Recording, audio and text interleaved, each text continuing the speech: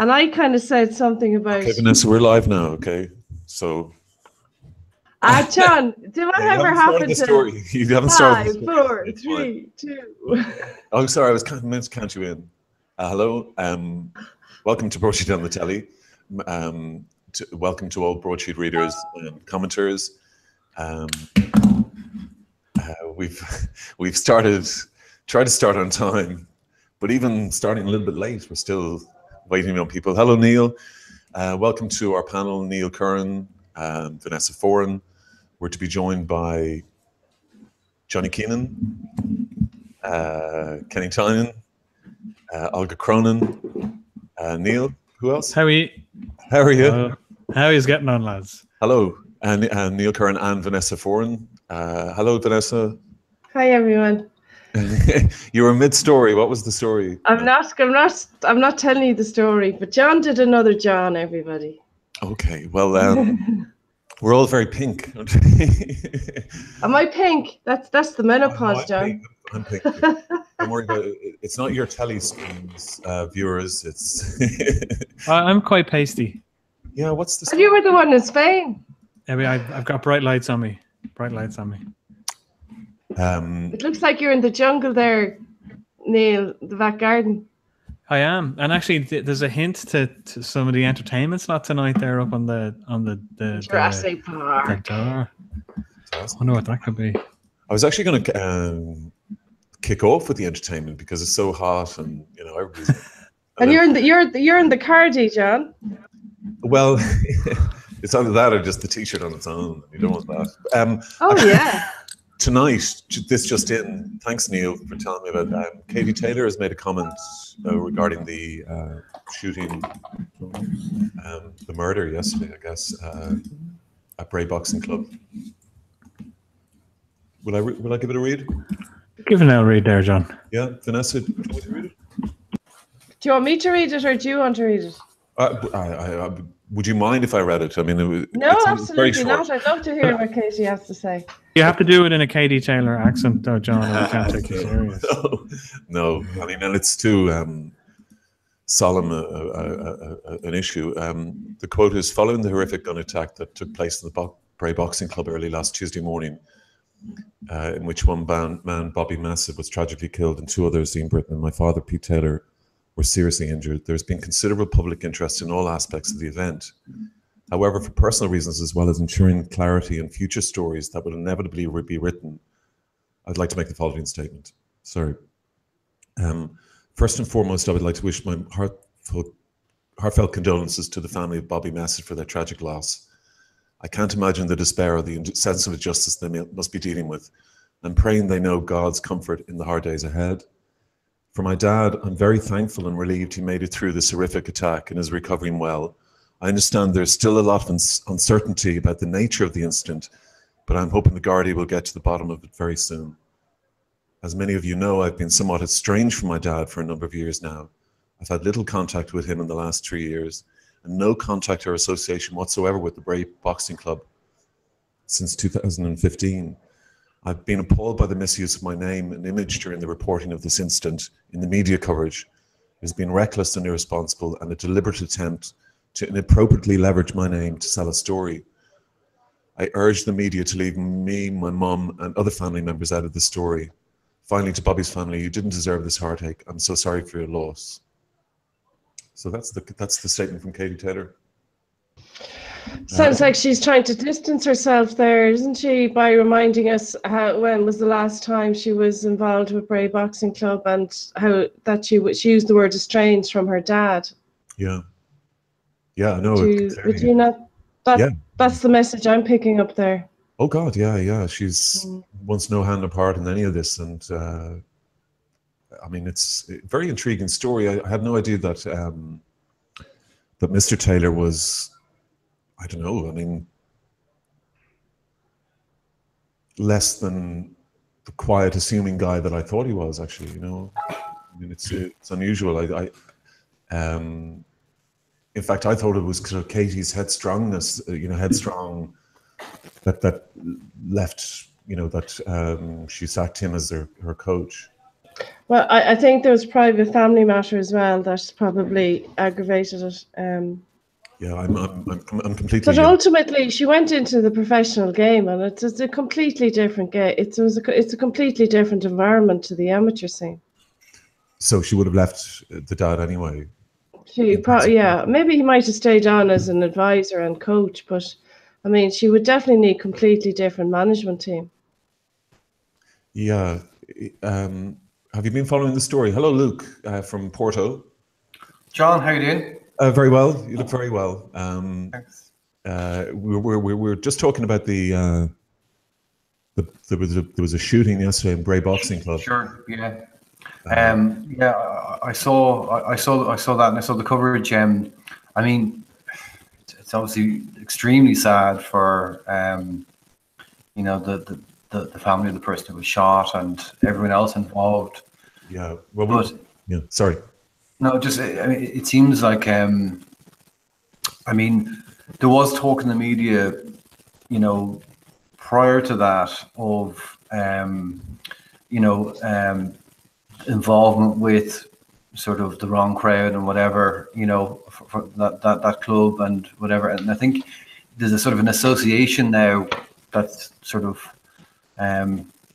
pretty solid between sort of the wrong crowd and boxing. And I'd say maybe it's an opportunity to for boxing to sort of set itself free of that connection, you know, because it won't exist if it sort of holds on to it. I just want to say hello to Johnny Keenan in Kilkenny. Johnny, hello. Johnny's frozen there. I think he's fallen asleep. He's fallen asleep. He's been in that position for a week. And now he heard us talking about him. He literally dropped off. Oh, it must have dropped out. Neil, you've been following the story? Yeah, I have. Yeah, it's pretty. Were you aware? Sorry, I don't want to interrupt. But were you aware of these problems, these issues between firstly Katie and her dad, but secondly the. I wouldn't have been a big follower of the boxing now. I didn't know that Katie was estranged from her dad. I still thought he was her manager, but pretty shocking. I mean, that's a pretty horrific thing to happen. You know, something, you know, a hobby or an outlet like that. You know, there are no words for it, but it's genuinely interesting. It's quite a cold statement, I must say. Vanessa, sorry, Luke. No, I was just going to say that it's one thing. I don't know if you find this, John, but it's something I find very hard to deal with. For some reason, you know, like being away from home and seeing, you know, all the sort of the murders that have been happening recently. You know, there's something about when you're away and you see these things happening. It's quite harrowing and worrying, and you have concern, I suppose, for people who are at home, and you sort of, there's nothing you can do about it. You know, you can't, you know, sort of, I don't know, it just seems worse, but there just seems to have been a lot of, you know, awful things happening at the moment. Yeah, a lot of sort of weird. Kenny, is that Kenny Tynan? Hello, hey, Kenny. Hi, Kenny. Kenny, hello. How's it going? Are you well? Kenny Tynan is just outside Athlone. He's a man in search in Ballyforan. In Ballyforan, named after Vanessa, celebrity accountant. Vanessa. I'm Pip.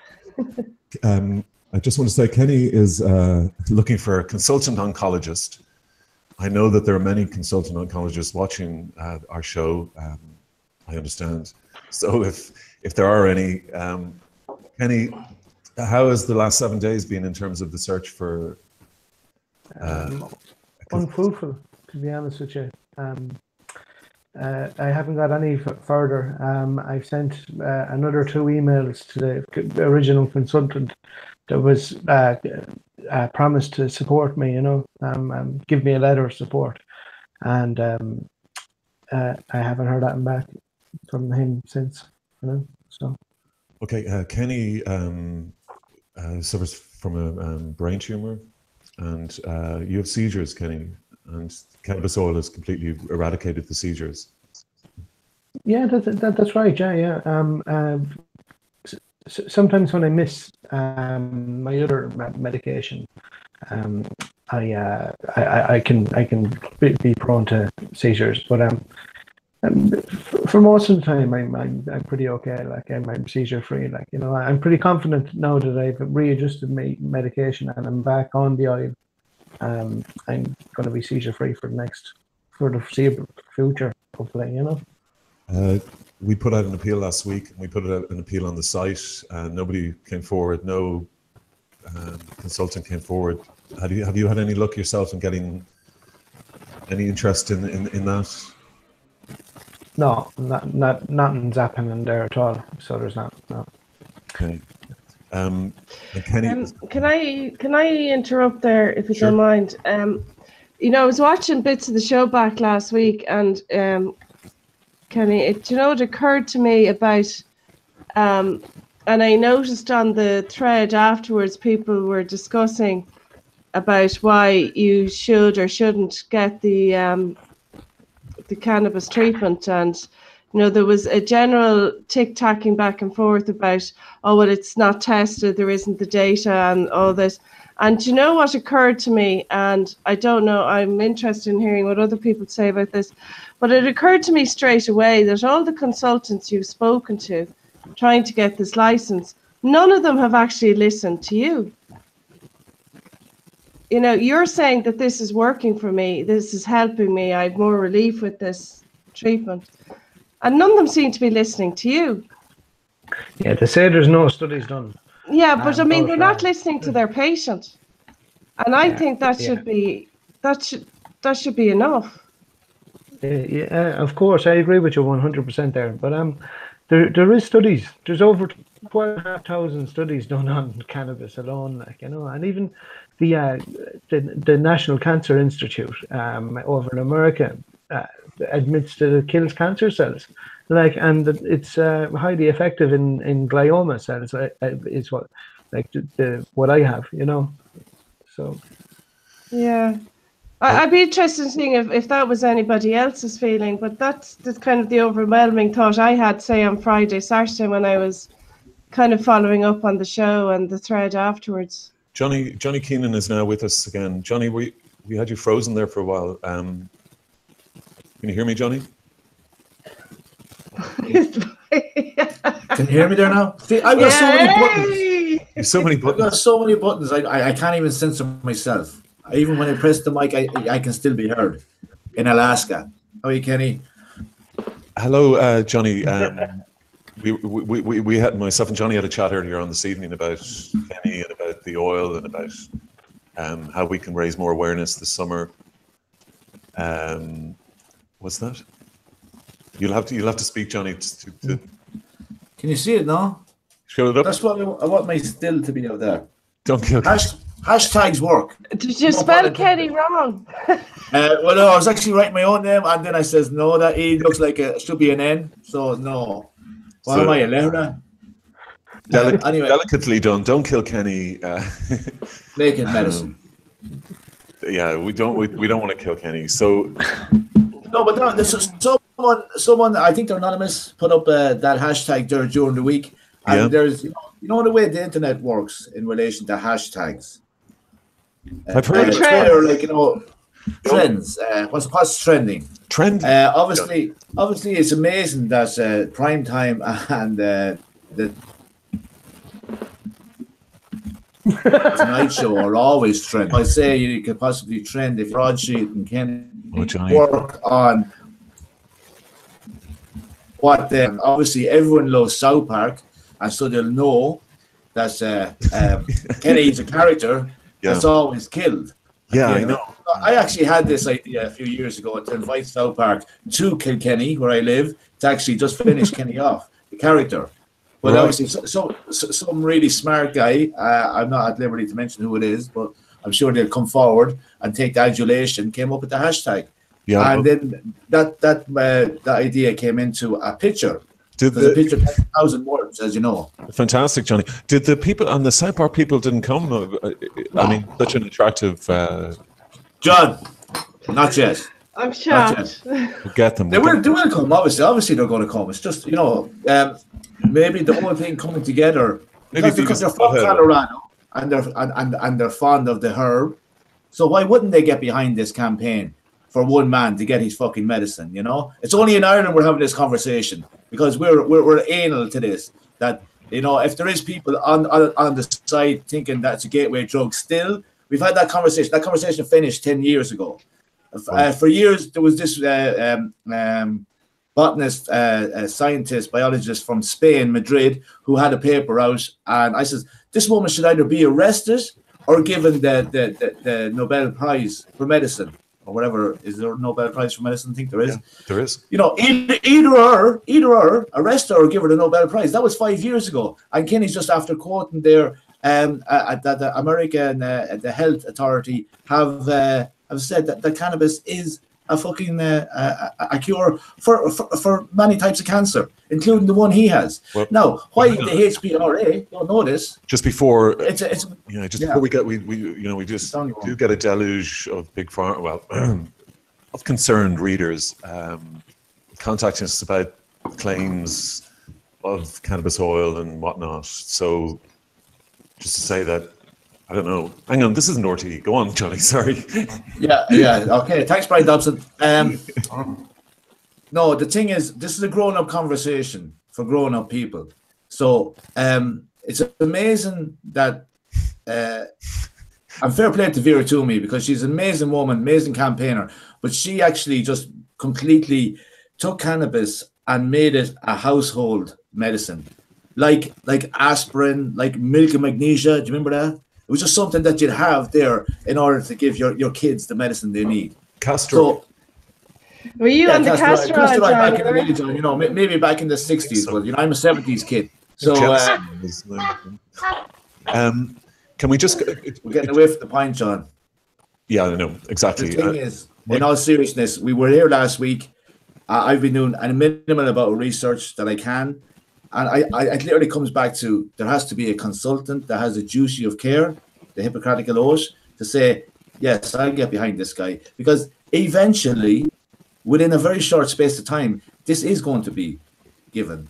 Now, why Kenny isn't given it now and 7 others have been given it is the real issue. One second. Yeah. Johnny, I just Johnny, keep cutting across. I just want to make my point. I'm not going to have the whole Sorry, thing. I thought you didn't finish the point. Sorry. Okay, the point is that let's come in from any directions. It seems to be very clear to me, and I'll hold my hands up if I'm completely naive or innocent, that it still boils down to, I think what I heard right last week, that Kenny said that Simon Harris says that if he gets the consultant to sign over, he'll get the license. Isn't that simple still? Yeah. Well, sorry, Kenny. Johnny, Kenny. Yeah, it's that simple. Yeah, all I need is a consultant over here. My consultants in Spain are willing to interact with them and show them my treatment plan and come to some sort of agreement on the treatment going forward.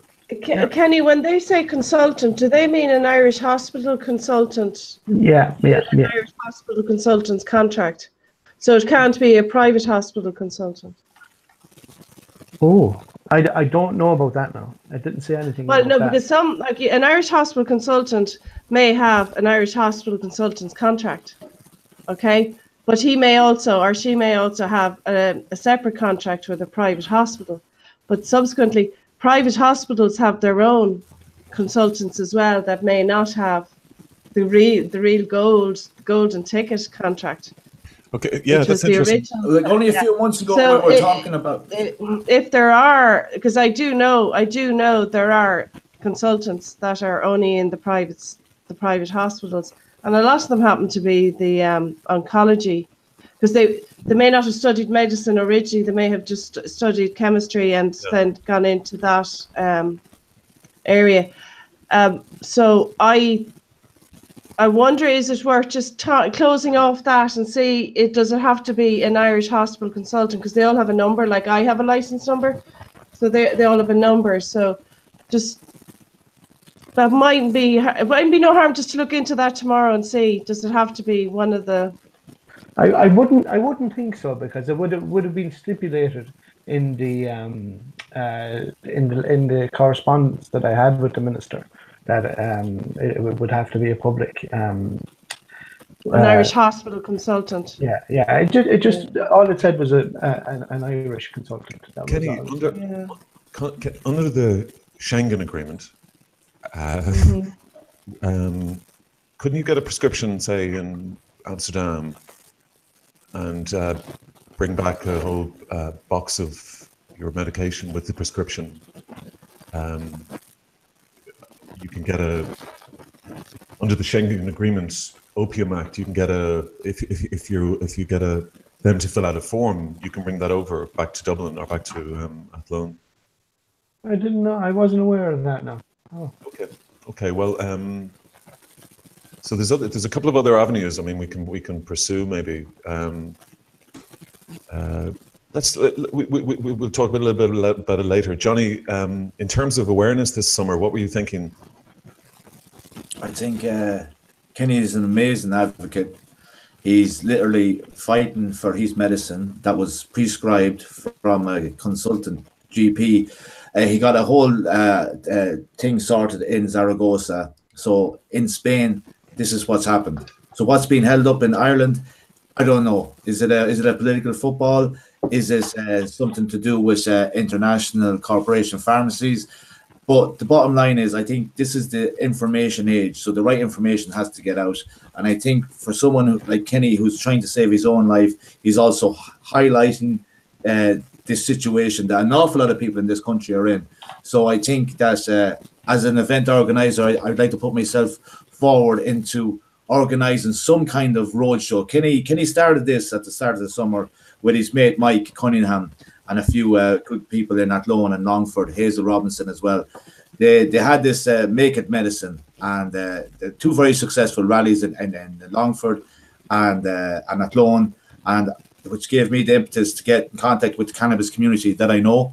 And we're organising one in Wexford on the 20th of June. It's a coffee morning, essentially. Stephen Cavan is down there, Cannabis Wexford Club.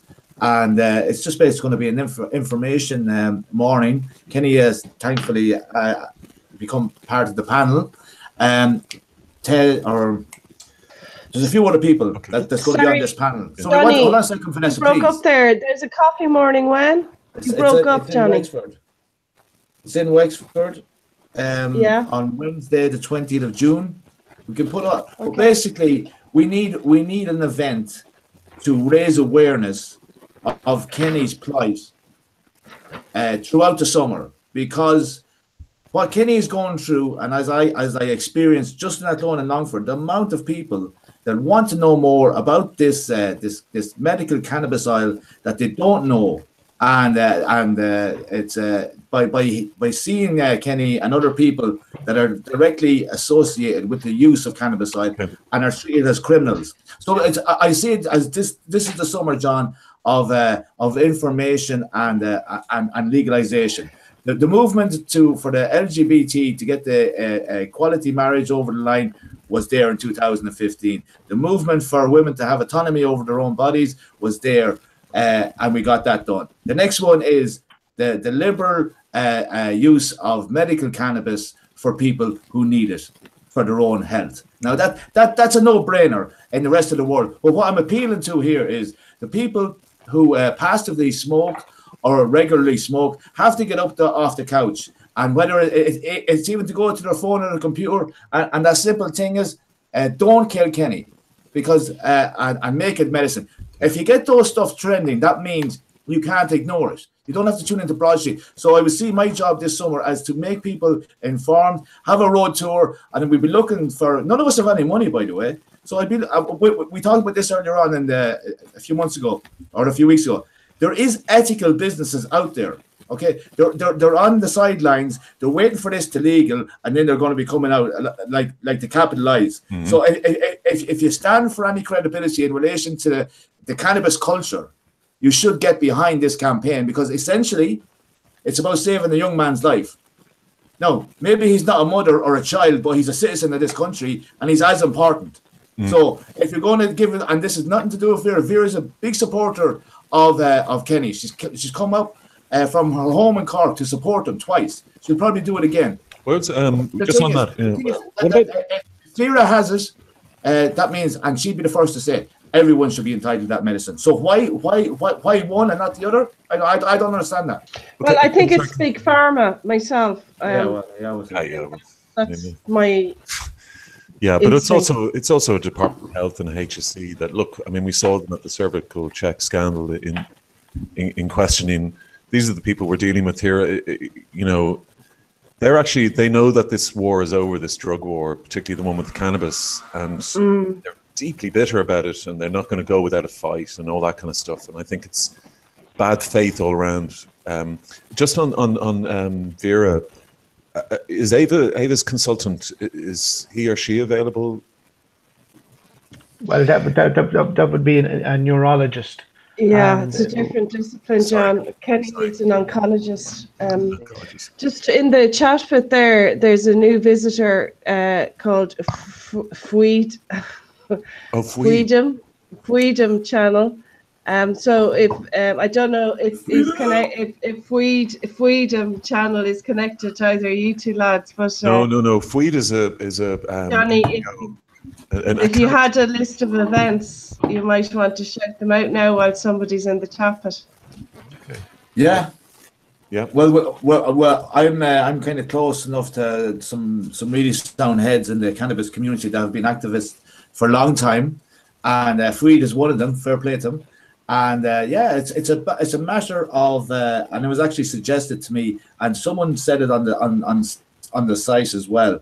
I think you called it, Vanessa, the other week, that Simon Harris and the Fianna Fáil health spokesman, what's his name, the guy who jumped ship from the Social Democrats. Is he the health spokesperson? Is he? Stephen Donnelly. So the two of them are in Greystone. So I think maybe in the next short time, a rally in Greystones is what's called for. Well, so. Is Stephen, bringing it to their doorstep. It's Billy Kelleher. It's my friend Billy Kelleher. I thought Stephen Donnelly was Brexit, or he was Brexit. It's just about, there's about 3 different links have turned up here now saying there's 3 different Fianna Fáil. I tell you what, I'll find out tomorrow and I'll get back to you. What's the Fianna Fáil? Well, here's the question that I want to know. When does the doll break for the summer? It's probably after breaking now, but government would still be sitting, Johnny. So Simon Harris would still be, at work. No. It's just that the Leinster House itself, the chamber is closed. Vanessa, that's not. No, it hasn't closed for the summer. They haven't gone off. It will be shortly, won't it? Oh, shortly. 2nd, 3rd week in June, yeah. But the government still sits. Yeah, listen, I'm only making suggestions because you asked me, John, but I think Kenny has a fairly good grasp on it now because he's dealing with it. So I'm sure he knows his next move and hopefully that people will get behind him. That's all I'm kind of. Yeah, I was just thinking because Kenny's techno or DJ, a musician. Our 8th birthday, Broadsheet's 8th birthday is coming up. Well, Billy Kelleher, sorry to interrupt, the Fianna Fáil website themselves are saying Billy is the spokesperson on health. So I suppose I'll have to reach out to him now. We're all mates. Oh, are you? I'll have to put up his photograph. Did you court with him at one time? You've gone very pink. What?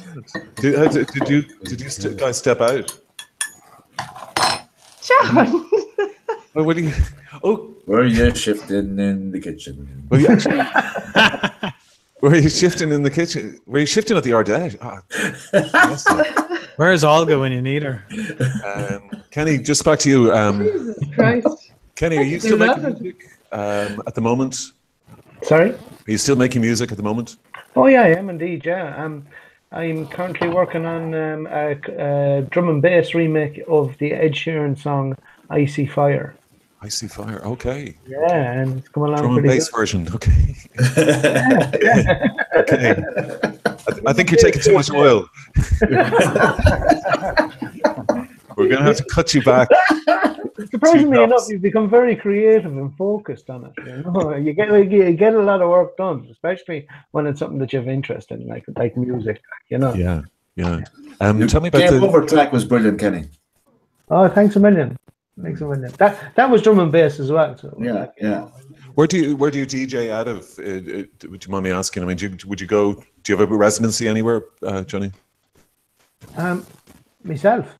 Yeah, I mean, would you've gone to? Would you've? I don't know.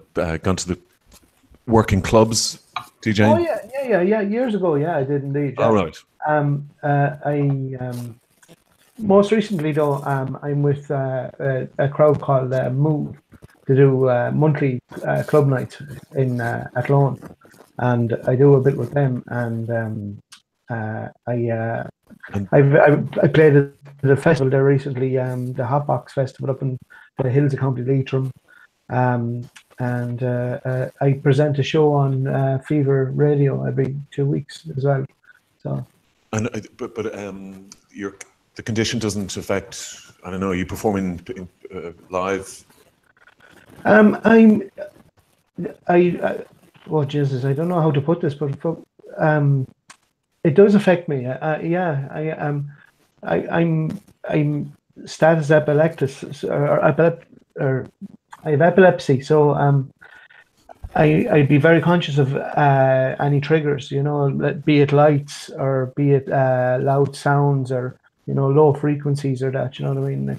So, you're in the wrong business for that. I mean, yeah. But I was doing it a long time before I had epilepsy, so I'm not going to, you know, give it up now at any stage now, you know.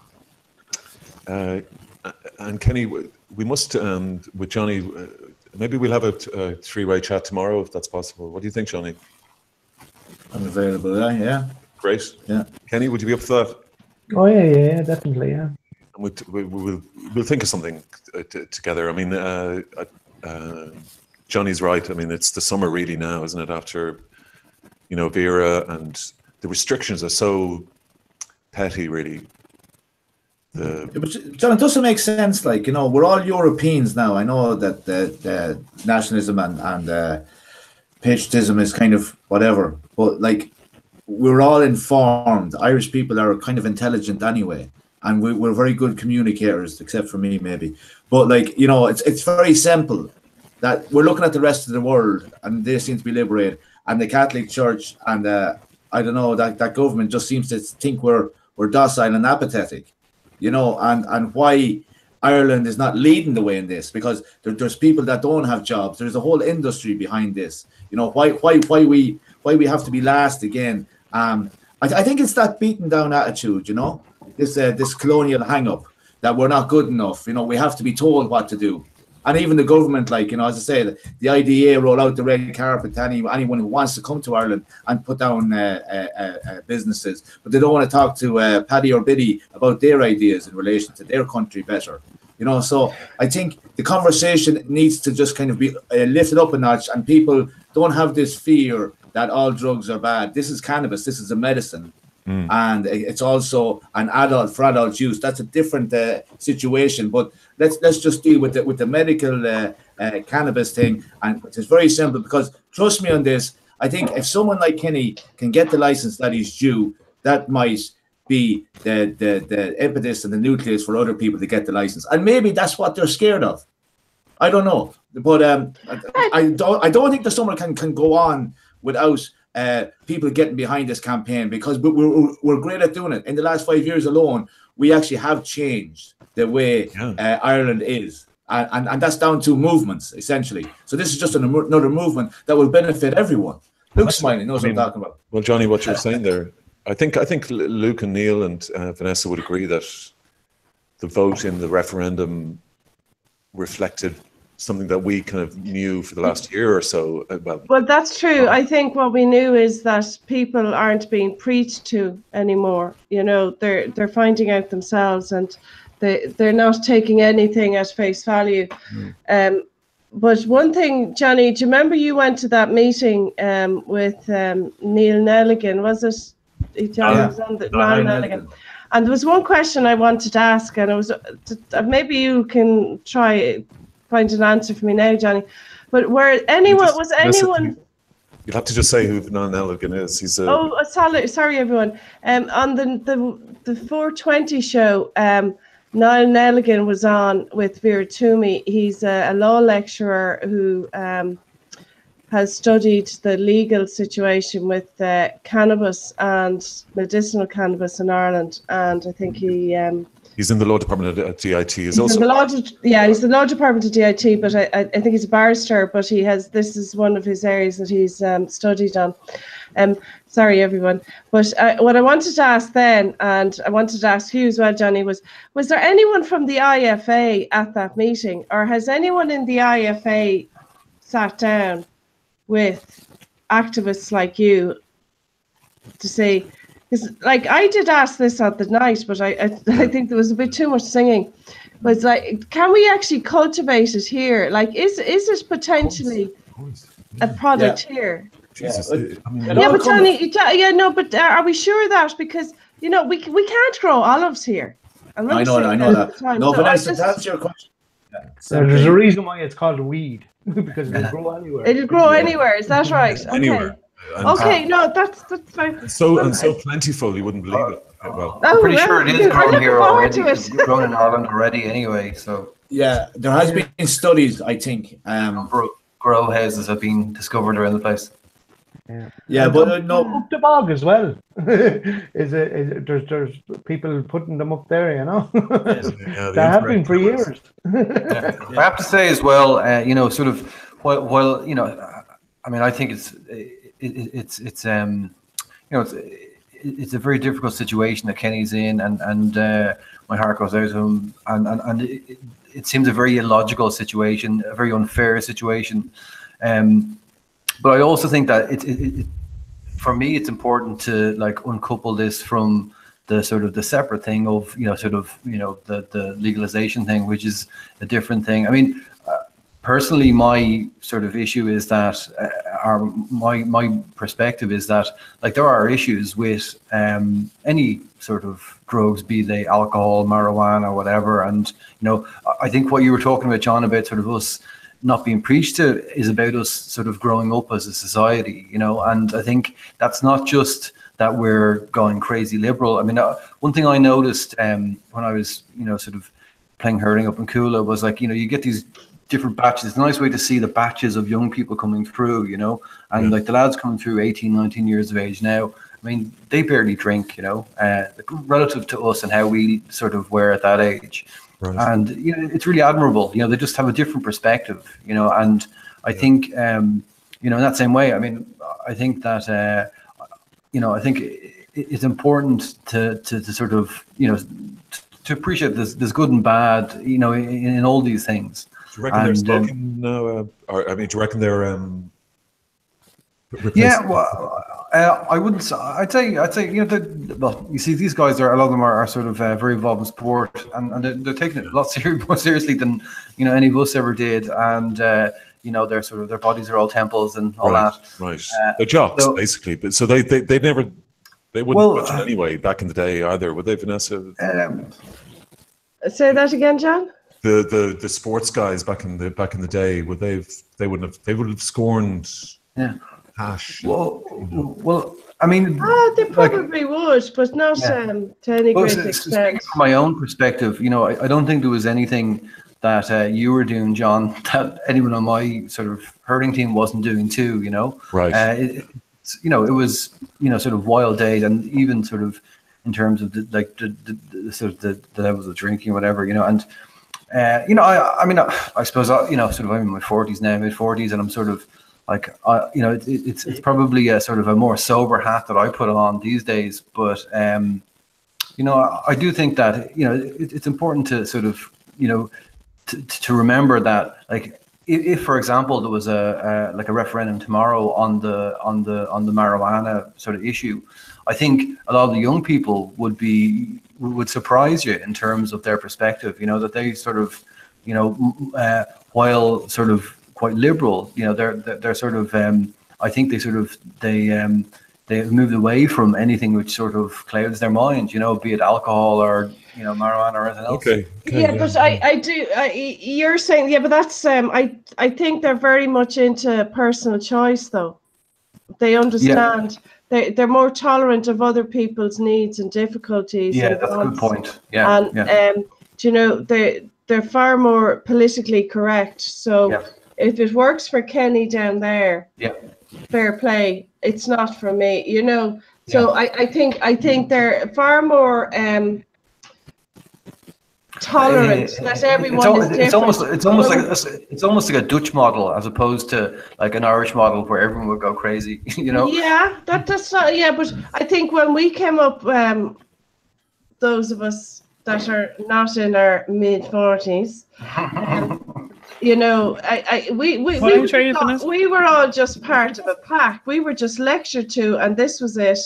You know, the choice, and you know, you had to get your 2 honours or you were booked. We couldn't get our hands on any. I mean, I thought, you know, we could only get like crumbs of hash off guys and not. We've got the Macons. We've got the Macons. We've got the Macons. The Macons and the bits and the. I didn't even, you know. Hot knives. The grass is like from America, from movies. Like, what the kids don't know how to have it. But as Luke said, there it was a very interesting point because I heard this from a good friend of mine who goes to gigs regularly. And he says, young people, they don't drink. They don't go. No one goes to the bar. So I was at the Father John Misty, and I noticed that I was the only one going to the bar. Like that was a sold-out gig in Vicar Street. So whether they were, I've seen a few starry-eyed fans, but like it was interesting. As Luke said, like there is a culture change completely, and this is the other side of it as well. There's a lot of tax breaks for distilleries and craft beer, and it's all fairly cool and beatnik and hip and all that. But one man's pint's another woman's joint, you know. So you know, if you're going to go all out for cool whiskies and cool craft beers, why not a coffee shop with different form of strands, and let people decide then across the board in a more liberal society. And mark my words, if you had 2 coffee shops on one side of town against all the bars, the economy would go up and the crime would go down, and that would be it, man. See, this is I think the challenge with this conversation, and this is not having a dig at Johnny or anything like that, but if you see how quickly this discussion has evolved from talking about the seriousness of Kenny's issue and the impact that cannabis oil has on his health, and how it evolves into, you know, cannabis is a recreational drug and it's better than alcohol and blah, blah, blah. And I think that's what causes a lot of confusion with people who aren't familiar with the drug, medicinal or recreational or otherwise. And you've got obviously older generations who are in power, who belong in the kind of drugs are bad, okay generation, and that's the line under it. And you know, I'm not in the mid-40s generation yet, but certainly my naivety only until the last few years when I started to I have friends in California who are prescribed medicinal marijuana, and I was oblivious to the fact, for example, that cannabis oil has no effect, no what's the word I'm looking for? No side effects, no, it doesn't, you know, do anything to the brain, blah blah blah. I was oblivious to that because, again, that naivety of cannabis, it's all in the same bucket. And I think that's a thing that's a separation that may need to happen in order for certainly from a medicinal perspective, for that conversation to move forward. Because I know earlier you said, John, about, you know, drew parallels with the abortion referendum, and I still think they're worlds apart. While, you know, Ireland's more progressive, I don't think the education is certainly there. And Kenny's story, with full respect to you, Kenny, Kenny's story, we don't hear a lot of stories like Kenny's as loud as it needs to be heard. Yeah. And I think that's a very, very important point. In fact, Kenny, as you've been talking on this every week, but I've actually learned quite a lot about you from your tweets. And I've noticed how your tweets have become more and more political. Your tweets to our friend Leo today were right on the nose. And I remember your comments from a few weeks ago. So, you know, I think there's quite a bit of a way to go, unfortunately, before the serious conversations are probably going to happen in the Houses of Power. I don't know. That's just kind of my 2 cents on it. Who's someone who's not a 420 head or anything like that. That's very interesting, Neil. That's Can I a just very say, good point, Neil. Yeah. very good point, Neil. On the 8th Amendment and the comparisons between the two, I think the abortion argument only became focused and achievable in Ireland when fatal fetal abnormalities was brought into the discussion. And similarly... No, John, I don't think so. No, I think even the stats have proven, the exit polls, that we were growing into a far larger pro-choice population. Yeah, no, And they thought at a far... It's too simplistic, I know, but what I'm saying is... That's true. I think, though, I did see a poll that the undecideds, I can't remember where the source was, very but small in the end. it was the personal stories from the pro-choice campaign won a lot of the undecideds over. And I think that's something that's very relevant to the discussion around the medicinal benefits as well. Again, I can only speak from my own naive perspective of what I knew about cannabis, recreationally or medicinally, up until a few years ago. But I guess we'll see. But we certainly need more powerful lobby groups, more voices, more people supporting the likes of Kenny. You know, the way you put it on one of your tweets today, Kenny, kind of really summed it up in 140 characters, whatever it was, when you said, you know, the difference of life or death between your family. Leo had tweeted something about someone else's kids in school, so I can't remember exactly what it was, but you know, that's Trinity. Yeah, they're very strong messages that would certainly sway the opinion of people who, like myself in the past, would have been very naive. I don't know. That's just my 2 cents on it. I don't know. Part of the point I was making there, Neil, was what you were saying there, that, you know, I just think that Kenny's issue is so critical and sort of important, that, like, decoupling that from the other legalization issue, I think is helpful to the situation, where you can really see, and it sort of backs up real stories, back up, you know, sort of the issues that need to be resolved, as opposed to a general sort of liberalization. Yeah. Kenny, sorry, Neil, your Chrome bar, what does that read? Oh, I'm not getting any shifts. Everyone else seems to be getting shifts tonight. I'm not getting any. You're married. I put you on the night shift. You're married, Neil. That's the rule, isn't it? I mean, right. There's another couple of years left. Can I just say something there in relation to I completely understand Neil's perspective, because an awful lot of people have said the exact same point to me. That's what is the difference between medical and recreational? And some people now even want to bring the conversation to adult use, to make sure that it's very clear that teenagers smoking cannabis is not acceptable.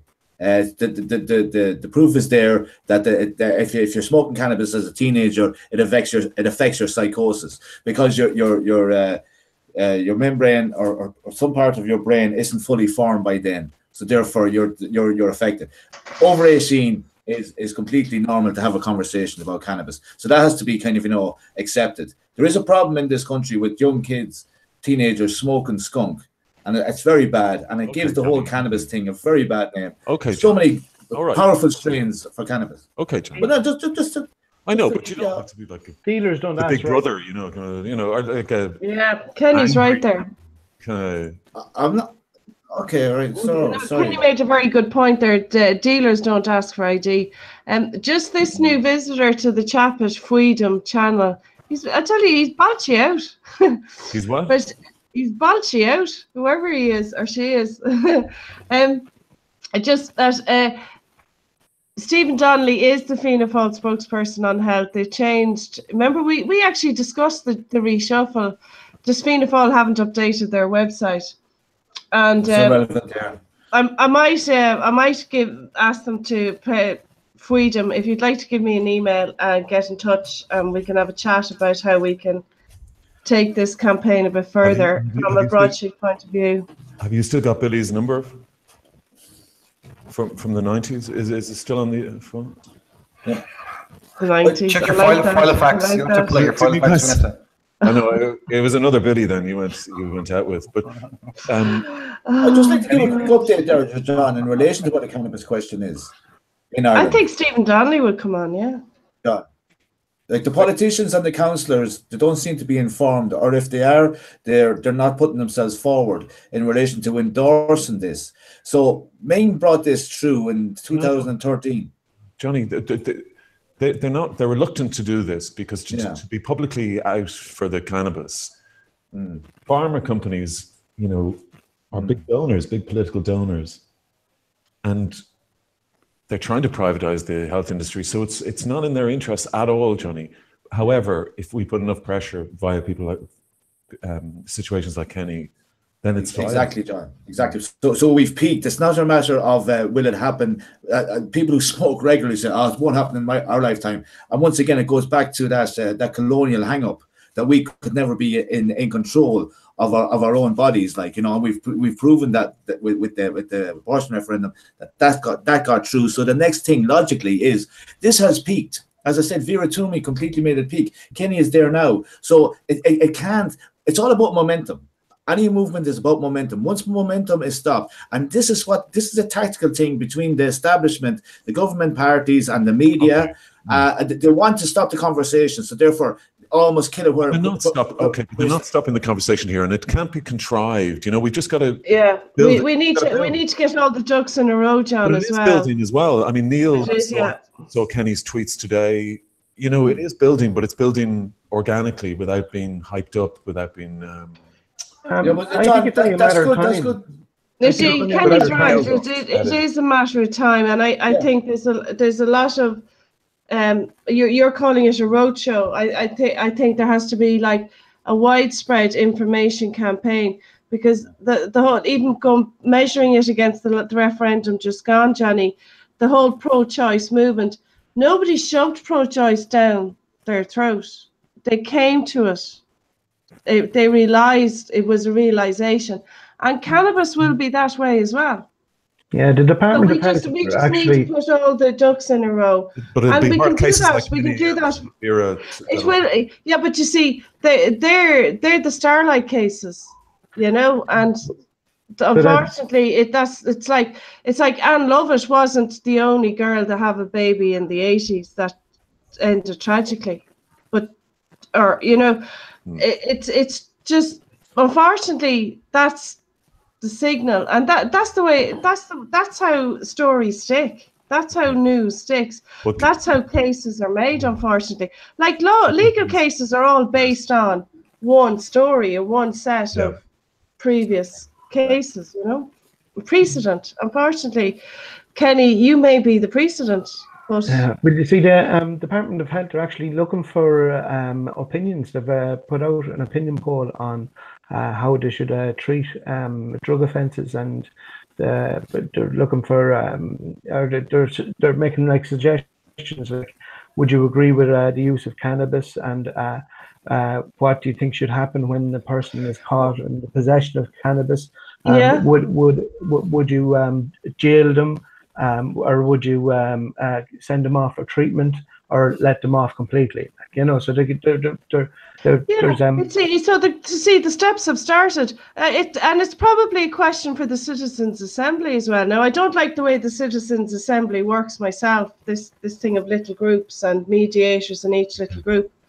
You know, but it feedback has to come back from there, and that has a huge impact across the electorate, I suppose. Yeah, I think that's a good idea, Johnny. The Citizens' Assembly will be a pretty good place to see if you can get it heard. Well, look, John, like as Kenny said, it's all about time, and I was saying we've peaked now, so that now the movement, the momentum is right there. So I was trying to make a point there. An image can tell 1,000 words. So you've got "Don't Kill Kenny" hashtag, and you've got Kenny's picture, you've got Simon Harris, you've got Kate O'Connell, and you've got Leo Varadkar. Okay, it's up to the three of them. The three of them know of Kenny's situation. Now, when Leo Varadkar starts going mourning for a tree in Trinity, while he knows that down the road there's a young man with a young family that needs cannabis oil, and he's completely ignoring that fact. That's what I'm saying. I don't think there's enough lobbyists, but the people power, the hashtag, to keep going, keep relentless. It costs nothing. If people take 5 minutes each day to get in behind Kenny Tynan, Johnny, you'll break the fence. I know. Can we be less Geldoffian about it, though? It's just... That's the thing now. Kenny, can I ask you to do something? She's a Gaddafian. Geldofian. Kenny, Yes. I'm very aware that you might want to crash out now or go to sleep or whatever. If you want to hang around, we're going to chat about the Disclosure Tribunal and other stuff. Whatnot. Just Kenny, you know, if you're at a loose end, you know what we'd love on Broadsheet on the telly? A theme tune. Do you know, I was thinking that this week. That it's exactly what you need. Like the 70s kind of stuff, you know, the Mary Tyler Moore stuff, you know, Telly Savalas, the Rockford Files. Rumor has it we're going to have an ad campaign on the ad breaks on primetime on RTE. Seemingly, that's the focus Broadsheet's going, is to just advertise all over. Well, actually, if we're doing that sort of stuff, there's a vacant seat on the INM board, and I'm available, everybody. I'm PCF'd and everything already by the central bank. PCF'd by Jumping to the other side, Vanessa. This is crazy. Did you PCF yourself, or is it an external central bank? You can get the central bank will PCF you if you're involved in a financial institution. So. Is this something to involve? Is this something to do with shifting? What's PCFing? It's around about this time. It's around about this time of the week that I really enjoy hearing the films worth watching over the weekend. Oh, the entertainment, John. We don't discriminate. Well, you're in for a treat this week. I know I say that every week, but definitely this week. Notice we're in the midst of the summer season now, and the big release of the week is, of course, Jurassic World: More Dinosaurs. What's it called? Jurassic World: Fallen Kingdom. Now, I don't know if any of you guys have seen it yet. No, but you can probably guess what it's about. Dinosaurs. Yeah, Vanessa might have seen it though. Vanessa, did you see it? Did Vanessa saw it before it came out, before it was filmed? I think Vanessa saw it. She legally downloads. So the big one, Jurassic World. It's the sequel to Jurassic World, which came out a couple of years ago with Chris Pratt and Bryce Dallas Howard, which is a sequel. It's actually the 5th Jurassic Park film, but it's kind of like a reboot, continuation, sequel thing set in Spielbergian world. And it's apparently shite. That's the word on the street. And now I haven't seen it now, but that's what I'm gathering from the reviews I'm reading. The challenge the film has is the premise is essentially the same as the previous films, and the shine has gone off that premise. Dinosaurs, we think we can tame them. We have something to do. Ooh, aren't they lovely? And then chaos breaks out. With this one, the setup is, the dinosaurs are in danger on this island, and we have this great idea. Why don't we put them in a different zoo, even though they were in a zoo? Let's rescue the dinosaurs. And then there's a new genetic hybrid. This isn't giving that away. A new genetic hybrid. Oh, look, how can I give that away? I haven't seen the poxy thing, but it's all in the trailer. And there's a hybrid dinosaur, so it gets a bit like hybrid of what? A unicorn. Probably velociraptors, because they're obsessed with velociraptors in the Jurassic Park series, which is kind of weird because velociraptors are actually 2 foot tall. They're not 8 foot tall like they are in the movie. Also, we've learned a lot about... They genetically modify them. Do you remember in the lab? Possibly, but we've learned a lot about dinosaurs. So here's some dinosaur facts for you. Since Jurassic Park originally came out in 93, I think it was, 94, we've learned things about... Dinosaurs had feathers. We know that now for a fact. The Tyrannosaurus Rex had a fantastic eyesight and fantastic sense of smell. And velociraptors were 2 foot tall. We also learned that brontosauruses, which appear in the first... They're the big reveal. That's the first dinosaur you see in the film. They didn't actually exist. In the car. No such thing. Yeah, when they see these big things, they didn't actually exist. They're called brachiosaurs. Somebody fucked up the bone layouts and called it a brontosaurus, so they never actually existed. So there's random dinosaur facts. Anyway, we've discovered that since the first Jurassic. Since the first Jurassic Park. In fact, I think if you ever see artist renditions of what a feathered dinosaur looks like, it actually looks more terrifying than their reptilian counterparts. But anyway, that's Jurassic World: Fallen Kingdom. Another thing I'm hearing about it is that it is completely CGI. So if you remember when Jurassic Park came out, Spielberg put a lot of effort into kind of using animatronics, and it was quite effective. And in this, it's CGI heavy, which it can be very jarring because our human brains are able to pick up when something is computer generated. It never sits comfortably with our brains. So it's when you see how I'm sure you all enjoyed Jurassic Park when it first came out. So we've come a long way, but it'll make shitloads of money. Lots of people will go see it, and then it'll be forgotten about because I bet you none of you remember what the previous Jurassic World was about. Anyway, it's interesting, Neil, that 30 years ago what they did was more effective than what they're doing now with CGI.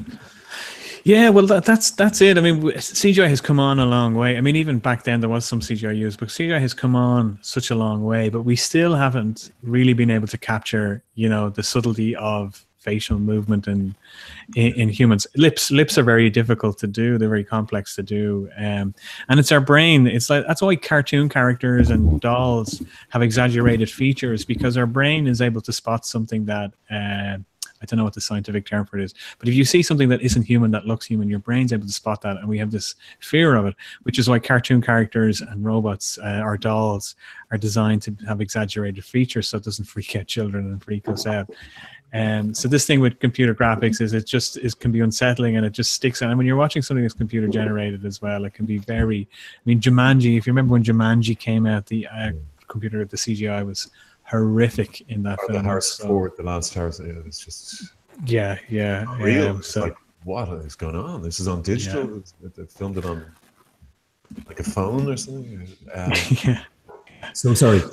So that's Jurassic World dominating the box office, but there's a couple other flicks out this weekend. There is a documentary called All the Wild Horses, which follows a group of horse riders who travel on horses competitively in Mongolia, and it's getting some excellent reviews. It's documentary, not everyone's cup of tea. I imagine it's on limited release, but that may feature more real animals than becking dinosaurs. If you want to watch that.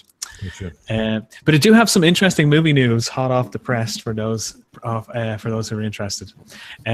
So you remember Top Gun? Everyone remembers Top Gun. Mm-hmm.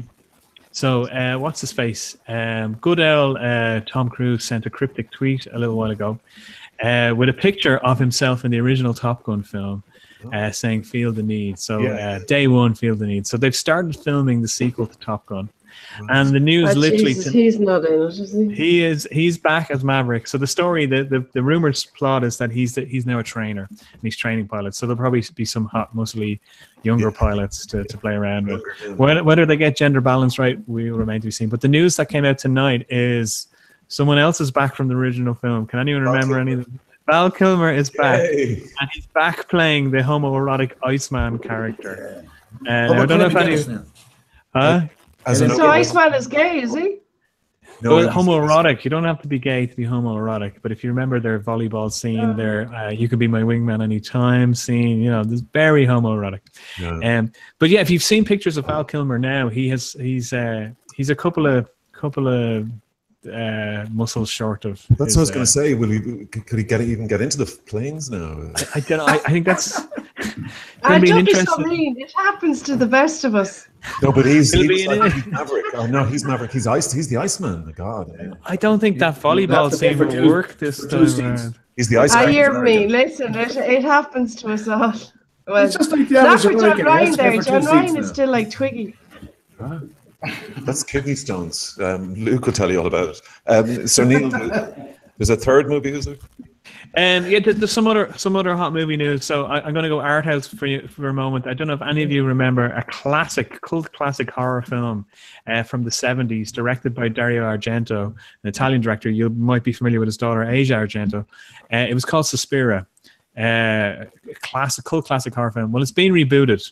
And those horror fans among us have been kind of irked and had our noses put out of place by the thought of this film being rebooted. But a trailer was released this week, and it looks excellent, actually. So if you're a horror fan, if you're a Suspiria fan, check that out. It's got Tilda Swinton's in it and Dakota Johnson. I like her. And yeah, it looks excellent.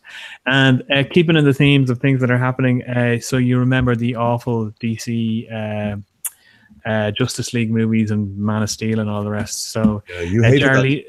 Yeah, awful nonsense. So Jared Leto, who played the Joker, he's getting his own movie now. So they're going to do a spin-off movie with him.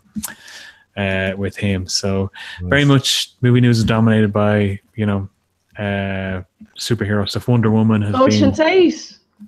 Ocean's 8. Yeah, The women.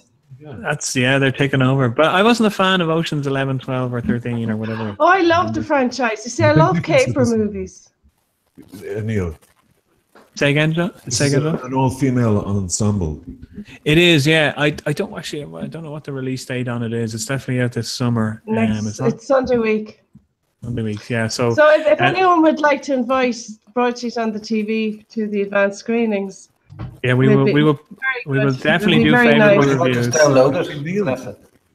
Neil, you can wrangle those now because you're technically Broadsheet on the Telly's entertainment correspondent. Well, yeah. I think the tickets keep getting lost in the post, John. Either that or it's just they don't need it. They don't need our publicity. They don't need it. Bloody hell. Anyway, I love the way the movie about the Mongolian horse riders isn't the art movie. Is that a mainstream release? No, I think that's a limited release. There is another movie that's out this week. Sorry, there's one I missed, and it's called The Boy Downstairs. And I know very little about this. Directed and written by Sophie Brooks, and it's basically a lady moves into an apartment, and she doesn't realize, but her ex-boyfriend basically lives in the apartment above her. So much comedy and romantic stuff happens. They probably get back together and life is great. But I don't know too much about it. The guy upstairs, but it's called The Boy Downstairs. The Boy Downstairs, but yeah, maybe he lives downstairs. I think it was one of the Sundance selections, I think. But I don't know how about it. It's a great premise, actually, for a movie. Are there any documentary releases, Neil? Yeah, just that one I was telling you about, the Mongolian horses one, yeah. All the wild horses. All the wild. And where's that showing? I don't know. It's not on my printout here. It's limited release anyway. Limited release. Okay. Okay. Thanks, Neil. We expect the venues to be at hand as well. Look, all the screens are going to be filled up with fucking Jurassic. Our last entertainment correspondent always had the venues. Always gave us the. No. Well, the venues want to get in touch and let us know what they're showing. Then we would be happy to. Neil and myself would love to go to Ocean's 8, wouldn't we, Neil? Oh, dress up as a woman and everything, wouldn't you? We would be removed from the cinema. We've mentioned the Stella Cinema, the Stella in Rathmines in the past. Yeah. They have keeping in the theme of drugs. They're doing a screening of Train Spotting. They have an upcoming screening of Train Spotting for those. I know Train Spotting is very kind of. Danny Boyle, Irvin Welsh. You know, some people love him, some people hate him. But anyway, if you're a Train Spotting fan, I know there's a big following of it. That's on the Stella. So go drink your cocktails while watching Heroin in Action.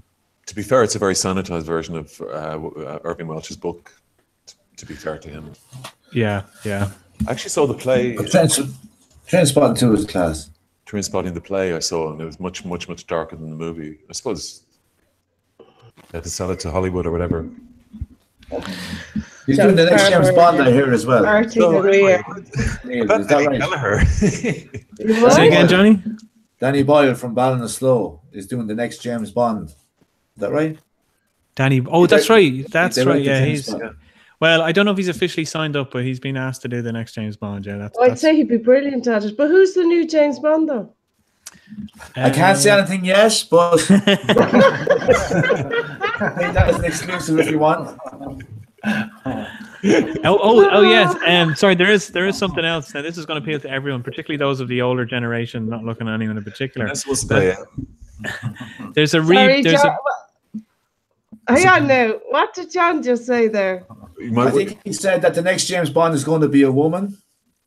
yeah, exactly. yeah. That's it. Yeah. No, I said you might. No, go on. Anyway, Yeah, there's a prequel to Willy Wonka and the Chocolate Factory, the Gene Wilder version What's that right? is going into production, and there is a short list of actors to play Willy Wonka. Now, without you guys knowing who these actors are, if you were to try, who would be your choice to be the young Willy Wonka?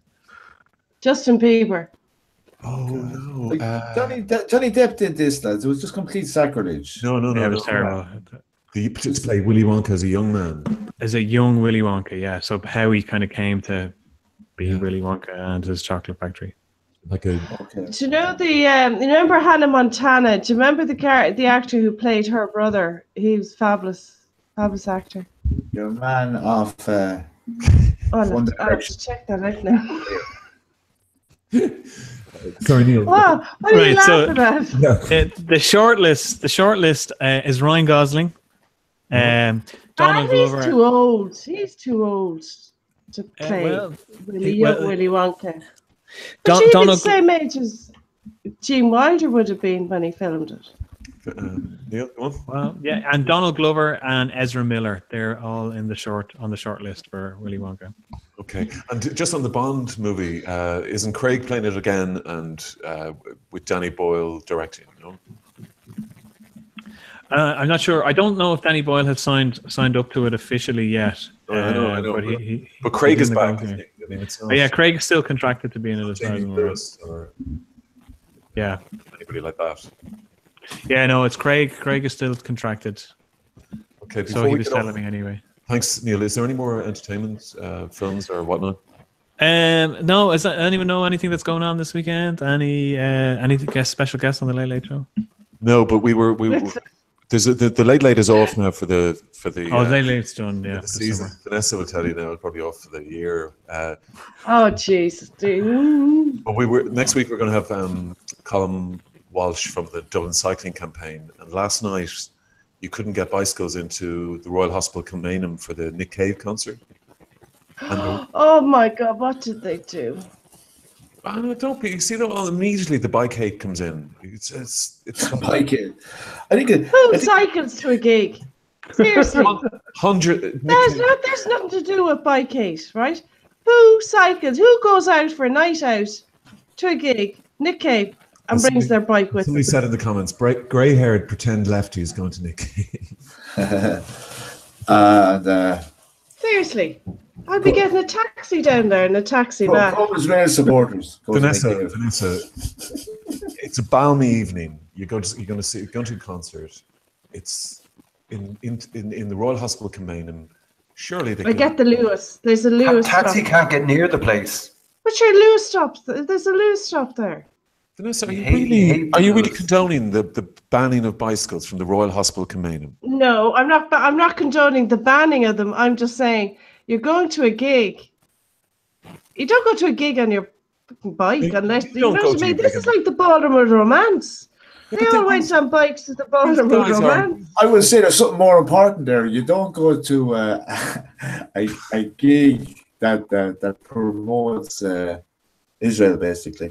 No, Johnny, we're not going to go there. But look, Vanessa, So, like, why does it make the point? the point is, Nick Cave fan is like introspective, doom laden. You know, they need times to think on their bike, and they need to, you know. All right, so okay, so you're taking the piss out of them, not me. And now. they don't have Just- many just- friends. No. I think taking a bike, they're taking your life in your own hands on a bike in Dublin anyway. So Yeah. I'm sure they're probably listening to murder ballads. I don't know, John. This sounds like if he comes on, it could be the most controversial Telly episode yet. Yeah, well, I think the bike hate is very Nick fresh Cave. in Ireland because there's so many new cyclists on the road, and the drivers can't handle it. They Yeah, but no, hang on now. The bike hate is the commute, the in and out to work, in and out to school, and the bikes are just but yeah, this is okay. exceptional. There's no bike hate at 8 o'clock at night. the Royal Hospital Kilmainham has banned bicycles from Nick Cave concerts, and I'm sure Leonard will have. No, John. They The Royal Hospital Kilmainham has not banned bikes from Nick Cave concerts. They just didn't let them lock the bikes to the gates or to the railings, wasn't that it? They were in ditches on the road. The ballrooms of romance, they were left on the side of the road. Yeah, please. There's a photo on today's site. Yeah, throw us over control room access there, John. That is very That's just after making the perfect point there. That's exactly what they would have done. They would have left the egg in the ditch or the pole, and they would have picked it up when they went on the way out. Coming back from the dance. How precious are Nick Cave fans that they need a special facility for their bike? The people in Longford and the Stardust or the Majestic Ballroom down in Crosshaven never needed a special facility. In the last couple of years, bike ownership and use has gone through the roof, and we're not equipped for it in any shape or form. Do you know what, John? I'm going to argue with you here. I bet you the bike ownership and usage was way higher in the 40s and 50s and 60s in Ireland than it is now. Of course, but we were like China. We had no car. I mean, it was like... That's where my bike went. There's a bike there. Look, there's a bike there. My with the two wheels or with the one wheel. There's a bike there with a trailer on it. Look, there's a bloke taking us. And it's not. Is that a basket from Tesco? No, hang on. He's doing his shopping as well. You've got Nick inside and nicked outside. That's what you're left with, Neil. That's it, yeah. That's Sorry, when they're looking for sympathy, how did it go? Vanessa, when you swear, just avoid cyclists or avoid the commute, because the cyclists are the new force on the commute. Am I right? John, stop it, because I know you're not on a bike, so stop it. I'm very much in favour of them. Lucas, do you know? I sort of have a foot in both camps in that, like, when I'm a cyclist, I hate the drivers. When I'm a driver, I hate the cyclists.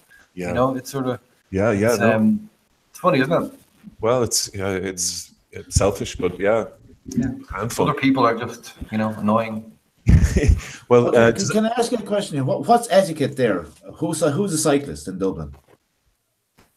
Well, okay, so I'm on the quays and I'm indicating left. Yeah. And there's a bicycle coming up beside me, but I've already indicated and the guy in the bike sees me. Yeah.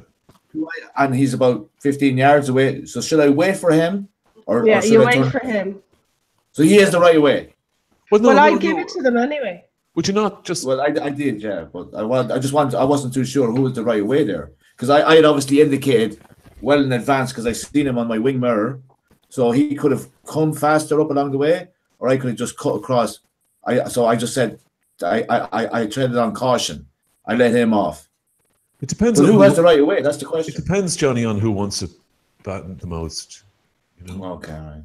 Okay, maybe I should know the rules of the road a little bit more. But I just think that, and while we're on the subject of bikes and around Dublin traffic, rickshaws, yeah? Have you heard that one? Your man is going to do it, Lord, what's his face? The Minister for Transport, Lord Ross. He's gonna ban the rickshaw just like that. He likes to think it. With a late-breaking news story. But rickshaws have been there. UCD started this years ago. Yeah. In relation to. So what's the late-breaking news, John? Rickshaws. It was just concerned the Bray Boxing Club, and just from a source who's very reliable, actually, usually very reliable, said that that there was a fracas in Club 92. Maybe this is old news, I don't know. There was Pete Taylor was involved in, there was some kind of altercation in Club 92 a few weeks ago, and the guy who was involved was a local drug dealer in North Wicklow and warned him that he'd be killed. So in Club 92, that's up in... Leopardstown. It's the old Blinkers. The old Blinkers, yeah. I went there when I was 17. Same here. I was about 15, 16, 17. I was in Blinkers. I don't know. You see, we're into an area now it's just not our scene, so... Yeah, no, anyway. Yeah, you haven't been to Blinkers recently, no, Vanessa? No, that was That's good. That's a good 10, 15 years ago. Before, yeah. But if it was only 15 years ago, it would have been lovely. But isn't Club 92? Club 92 is kind of It's leopard steps, blinkers, yeah. yeah, but it's like disco and whatnot. I mean, am I mistaken? Isn't Peter Taylor like an oldish man? Like 59, I think. I beg pardon? He'll be in his 50s anyway. 59. Oh right, no, but yeah, but Yeah. I never I saw do. 9-year-olds in Club 92. Or Well, I think Yeah, I I think we need to be careful on this now because there's something about that not adding up. Well, wasn't one of the issues that sort of caused a split between him and Katie was that he started going out with one of Katie's friends who was training at the gym? Yeah, it got a bit more serious than that actually. Yeah.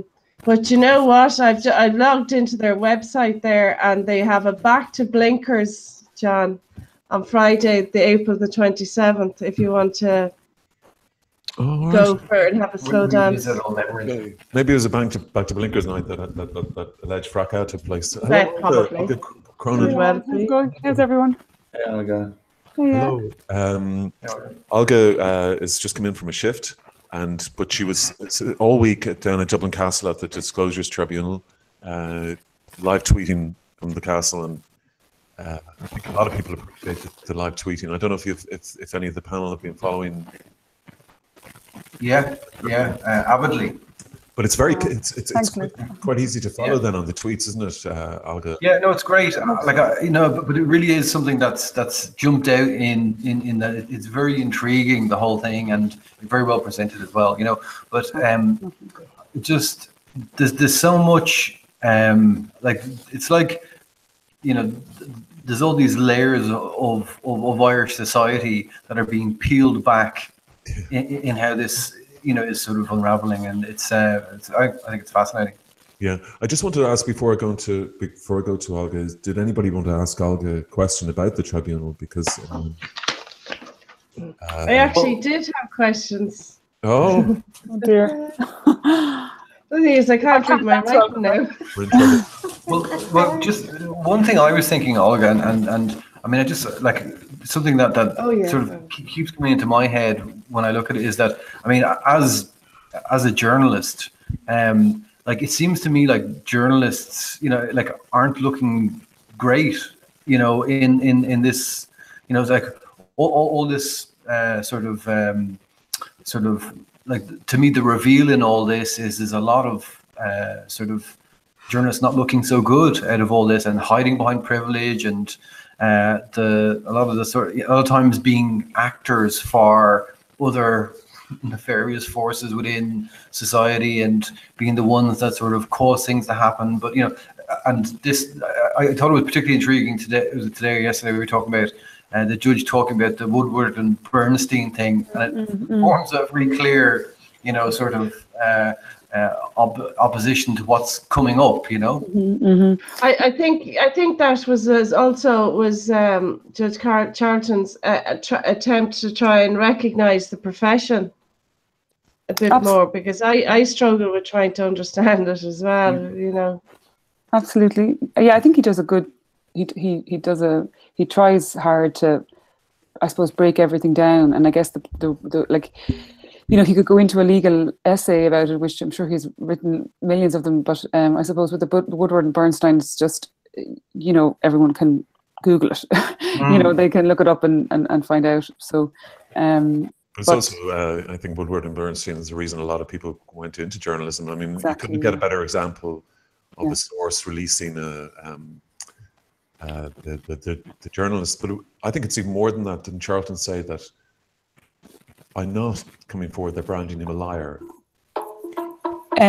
Yeah. That the privilege, it's not just, you're protecting. Yeah, because he's kind of standing accused of perjury. He's standing accused of, like you said, lying. So by not coming forward, I'm talking about Superintendent Taylor now. Yeah. So he's it's not perjury.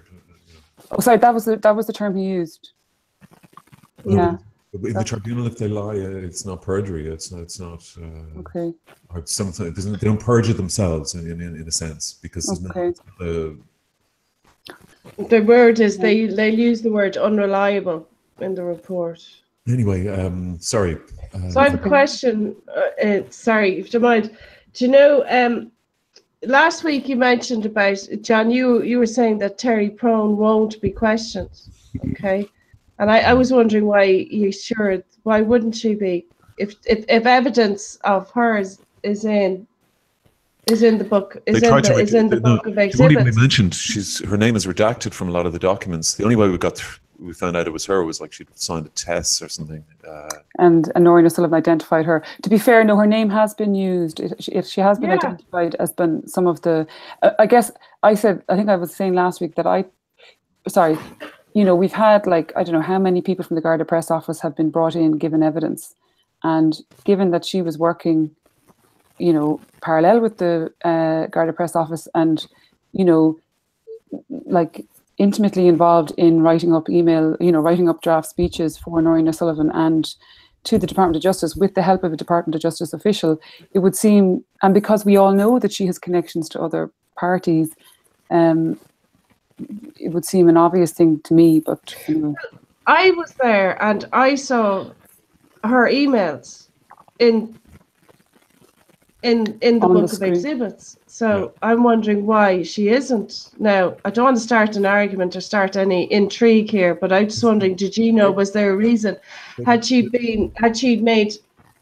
They were redacted. Her name was redacted on those, Vanessa, if you look at them.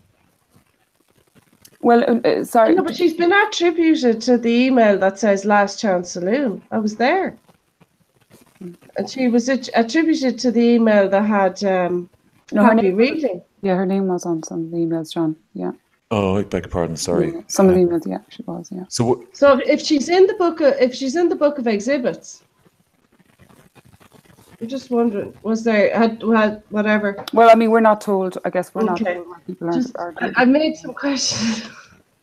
Do you know? They refer to a meeting taking place in Harcourt Street, HQ, between John Toomey and Superintendent Taylor,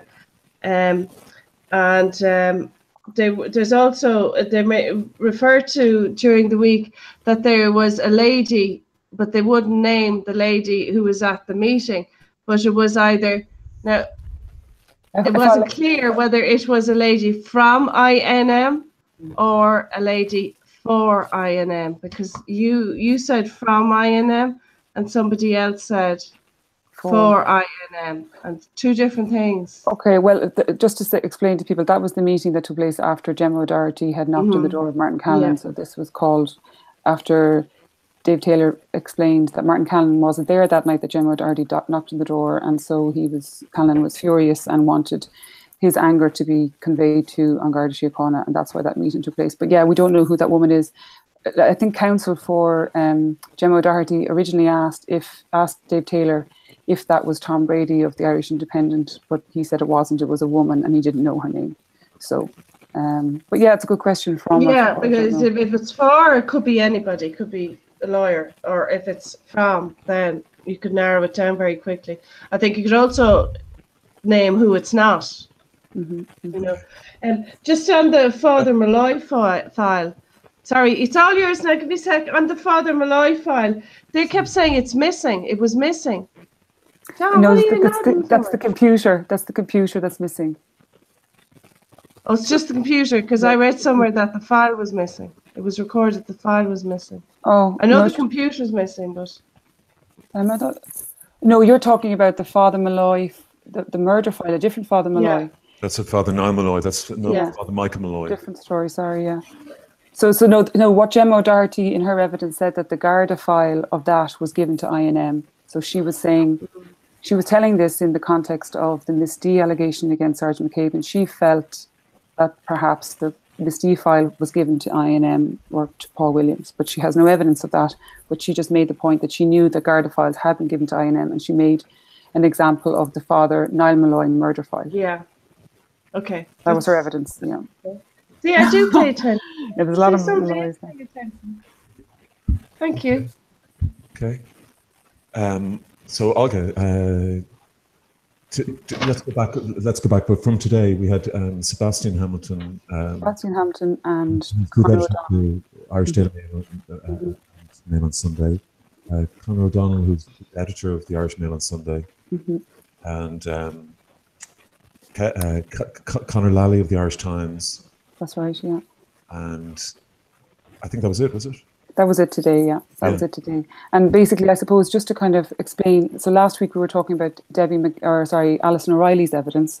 So Alison O'Reilly is a Mail colleague. I'll just go very quickly, but Alison O'Reilly works for the Irish Daily Mail, and she claims that Debbie McCann from the Irish Mail on Sunday told her that she had met Miss D, interviewed Miss D, that she was in a bad way, that Dave Taylor told her she was in a bad way, and that she had an interview and that she had a story, and that the story was that Conor O'Donnell, the editor, wanted it published, and so did the news editor Robert Cox, but Sebastian Hamilton, the group editor, stopped it from being published.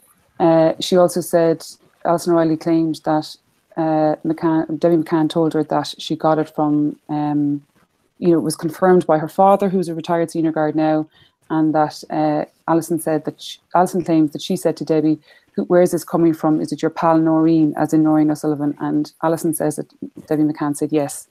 So remember last Thursday we were talking about this. We weren't really sure what Debbie McCann was challenging. So we only heard that on Friday. So last Friday, barrister for the tribunal basically said, while Alison was in the witness box, saying that Alison does concede that they did discuss the Miss D allegation and Sergeant McCabe, but that she went to the house. She called to Miss D's house, she was turned away, there was no interview, and that was it. And that is the evidence of the D family as well, it has to be said. Yeah. And she also refutes that she said anything about Noreen O'Sullivan, and Noreen O'Sullivan, her evidence also says that she never spoke to Debbie McCann about Sergeant Norris McCabe. Okay. So that's the kind of context, the background of that, okay? Sure. And then, sorry, do you want to say? Sorry. No, it's just, I was going to bring in Sebastian now, because Sebastian Hamilton, he's the group editor, but he's taken sides in this case. That's right. He believes he's supporting Debbie McCann's version rather than Alison O'Reilly's version. That's right. And basically, just by way of background, Alison O'Reilly is taking a case against the paper, the Mail, over a story that she did and an apology that was issued after that. We won't get into that because it's, but the point is that they're arguing that she's got a grievance, and Sebastian Hamilton repeated this over and over. And I suppose Charlton just said to him, look, Charlton kind of said so I suppose we heard about the correspondence between the Mail and the Tribunal, and the Tribunal have been asking the Mail, why did it take 5 months for the Mail to admit that Debbie went to the house of Miss D? And she only admitted it, or agreed to the fact that she went there after the D family gave evidence. So there was 5 months of kind of correspondence between the Mail and the Tribunal, and requests for information, and there was nothing coming back. So the Tribunal, like Charlton, didn't take a good view of this. And he also said that, when one letter, I can't remember now which one, but when one letter went to the Mail, that the Mail's response was to write a legal letter back to the Tribunal and accuse her of lying, and basically bringing in all this stuff about her actions against the Mail and saying she's got a grievance. Wow. And now Charlton didn't seem to be impressed. It's similar to what's happened in Morris, but go on. Yeah, exactly, right, exactly. And that's the thing. And to be fair to Kathleen Leader, who's great, she's the barrister for the Tribunal, she basically said to him, look, the fact is, Debbie McCann knocked on that door. She knocked on that door. She spoke to Mrs. D. The newspaper knew this, all those facts, and you didn't tell the Tribunal. And so separate any grievance, they were focusing on the fact that they didn't give this information to the Tribunal, and why. Right. So, what did how did Sebastian Hamilton address this? Well, he just kind of kept going back to the grievance issue, and Kathleen Leader took him through the correspondence, and he said, I'm sure the letter did come to my attention, but I can't really recall it. Because Kathleen Leader kept asking him, did you not have conversations about this? Because in correspondence would have been sent to them, they would have had Brendan letter, which he would have said, we know. Olga, you broke up there just for the last, say, 20 seconds. Sorry. Hear me now? Yeah. Can I just ask everybody, Johnny and Luke and Neil and Vanessa, I mean, are you following this? Yeah. Yeah. It's not like incomprehensible. Which I usually am, sorry. No, Like I said, out of everything, like I'm looking at an RTE there, and it's almost like, you know, before the weather, a little bit about what's happening in the Tribunal. It actually should be headline news. And Actually, I'm kind of not looking at it because I don't want. It really is so infuriating in relation to see just a parade of lies being shed. I just can't handle at the moment, Olga, in relation to Johnny, to see it all going on. But what you're doing is Trojan work, and I'm looking forward to reading it in its whole context, you know.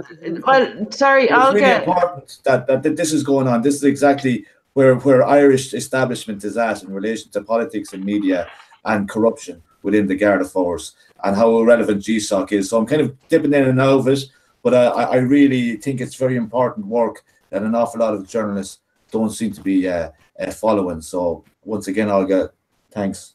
But, what I was trying to get in there is the chaplet, quite a lot of commentary in the chaplet saying that, Olga, you're the only source actually for the constant updates. And RTE. Everyone's trying to do their best, you know. But thanks for relaying that. But I think everyone, it's long. They're long days, and you know.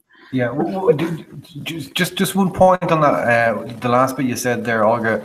Like I thought it was very interesting. I can't remember the guy's name. The initials were SH. Sebastian Hamilton. Yeah. Yeah. I mean, I just found his how he fronted up was very much sort of how things work it seems in our society, that you can sort of, in a position of authority, you can sort of like stand with a wall of bullshit and sort of, you know, talk about journalistic sort of privilege and talk about the other guys at fault, they have a grievance, and all these sort of like very aggressive sort of stances that really hide a lot of guilt, I think. You know? Yeah, I mean, like it has to be said. Not necessarily. I mean, obviously that's not. But it just so often you see that. Yeah, I think it's fair. Like, I mean, when Sebastian took, sorry, John, is it okay? No, please. When Sebastian started, you know, one of the first questions he was asked was, you know, okay, you've told the Tribunal you were never negatively briefed by Dave Taylor, Noreen O'Sullivan, Martin Callan. Everyone has asked that question. And then he was asked, but do you know Noreen O'Sullivan? And immediately he was like, I'm not going to tell you who I ever speak to or who I meet, or, you know, he was very much, as a journalist, I should never be asked those questions. And it was put to him that after Brendan Howlin got up in the Dáil about this, just 6 days before the Tribunal was set up, you know, he had written a 2-page article in the Daily Mail talking about how great it was that he got up and how this had to be in the public and everything had to come out.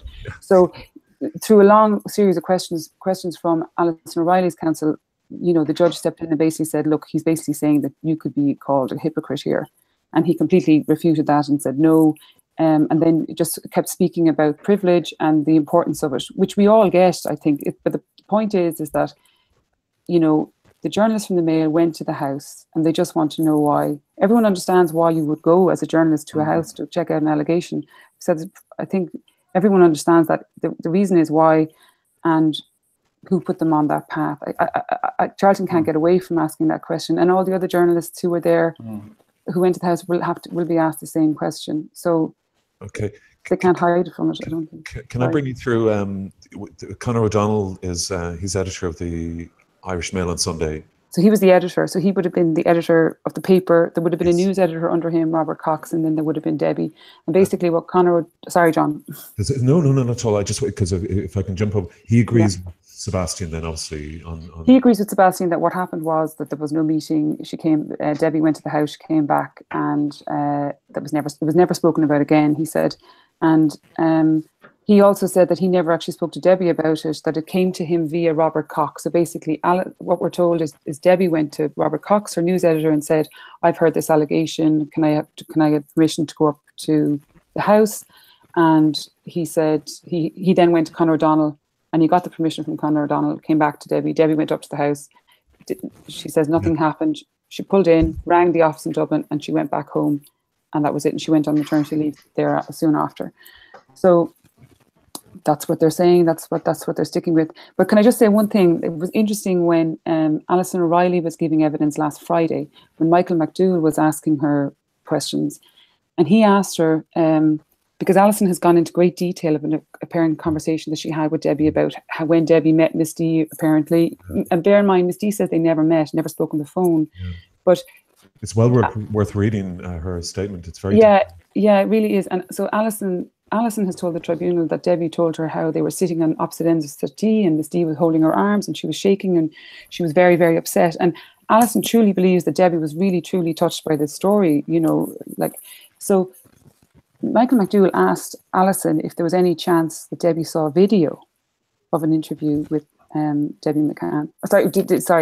Michael McDowell asked Alison, did Debbie by any chance, does she think that Debbie by any chance saw a video of an interview with Miss D?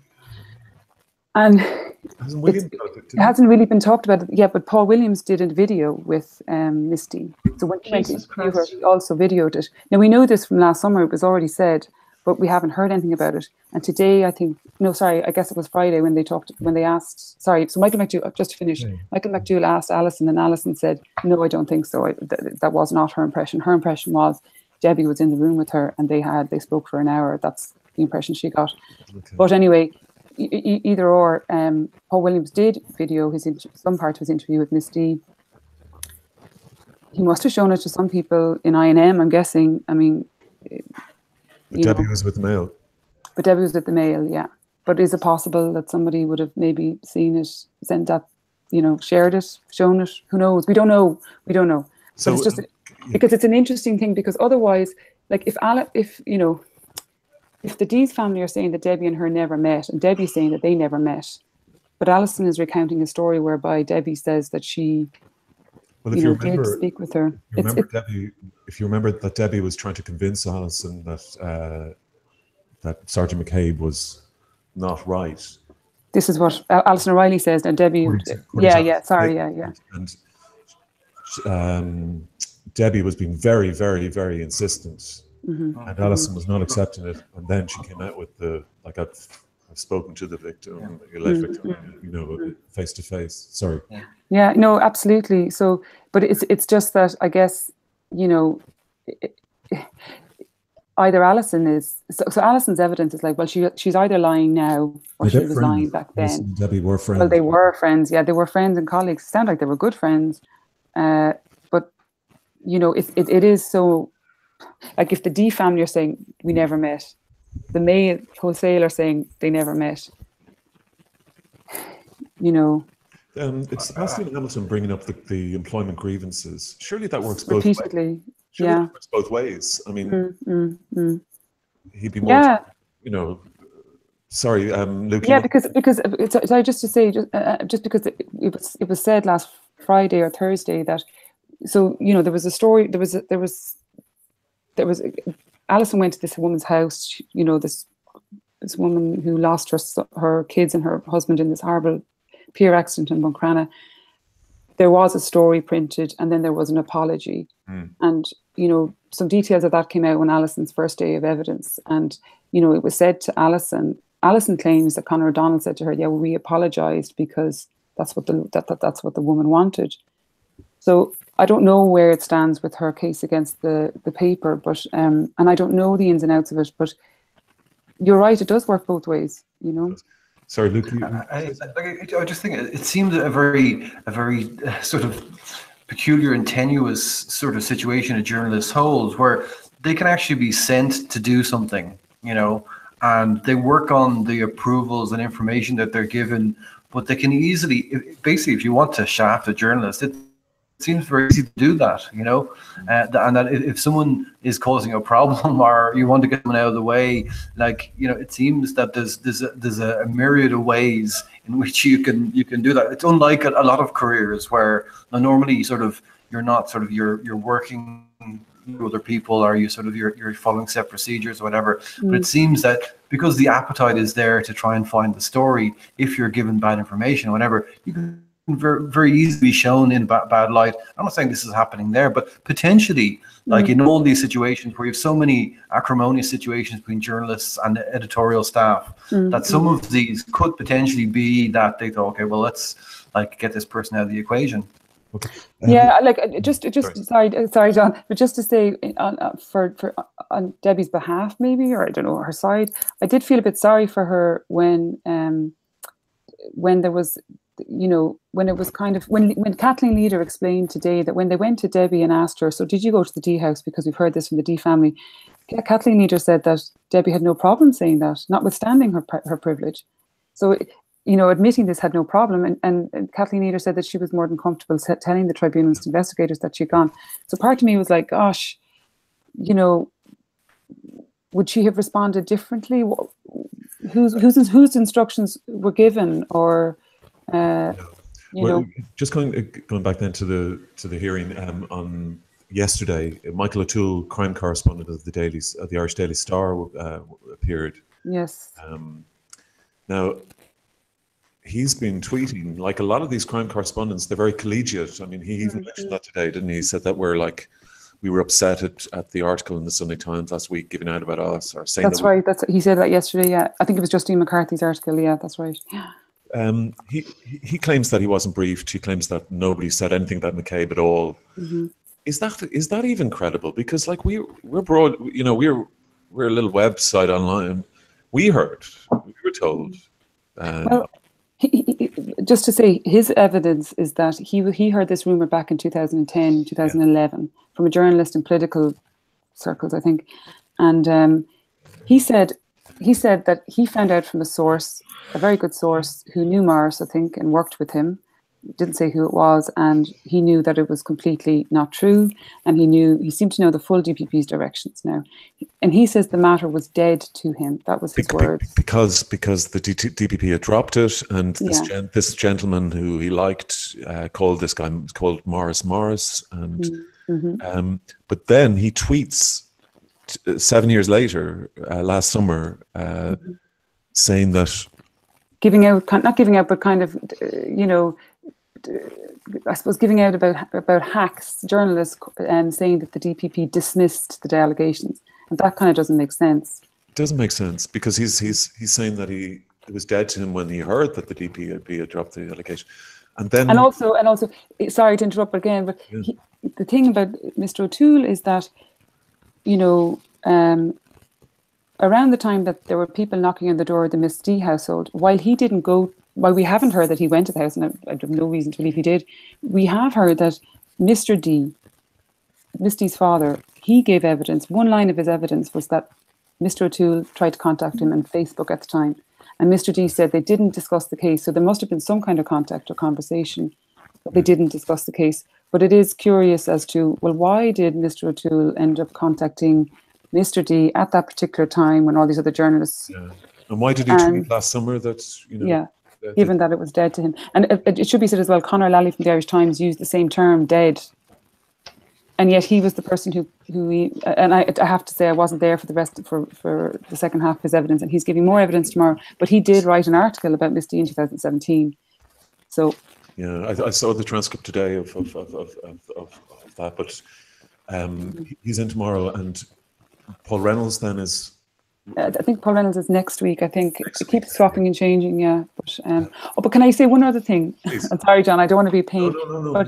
But you know the way we all know that the Misty allegation is part of Superintendent Taylor's, you know, he's claiming that this is his brief or his instructions was to go around and spreading this. But separate to that, but in parallel to that, he also is saying that he was told to tell people that Maurice McCabe and John Wilson weren't, or Maurice McCabe anyway, wasn't cooperating with the internal penalty points investigation. Yes. Excuse me, between 2012 and 2013. And the man who was in charge of that investigation, former Assistant Commissioner John O'Mahony, gave evidence yesterday. Excuse me.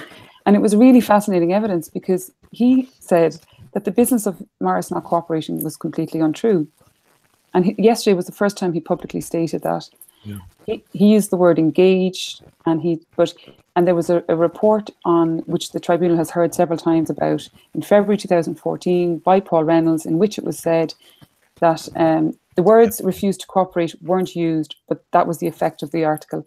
And when he was brought through it, when John O'Mahony was brought through it line by line, he was like, well, those first two paragraphs completely not true. So Paul Reynolds is going to have to be asked, obviously, well, where did you get that from? John O'Mahony says he was not the source of that. So right, and just because it was Taylor, just because Taylor says that this was a thing that he was supposed to put out, and if we remember, this was also the same accusation that Gerald Keane put out on the radio when he was on Marion a month beforehand, which he was told by Martin Callanan. Yeah. I've also got to say that Conor Lally of the Irish Times today, his version of the reasoning among the editorial department of the Irish Times why he should do this story is pretty amazing. I mean, the papers are kind of self-immolating, and I think it's pretty grim.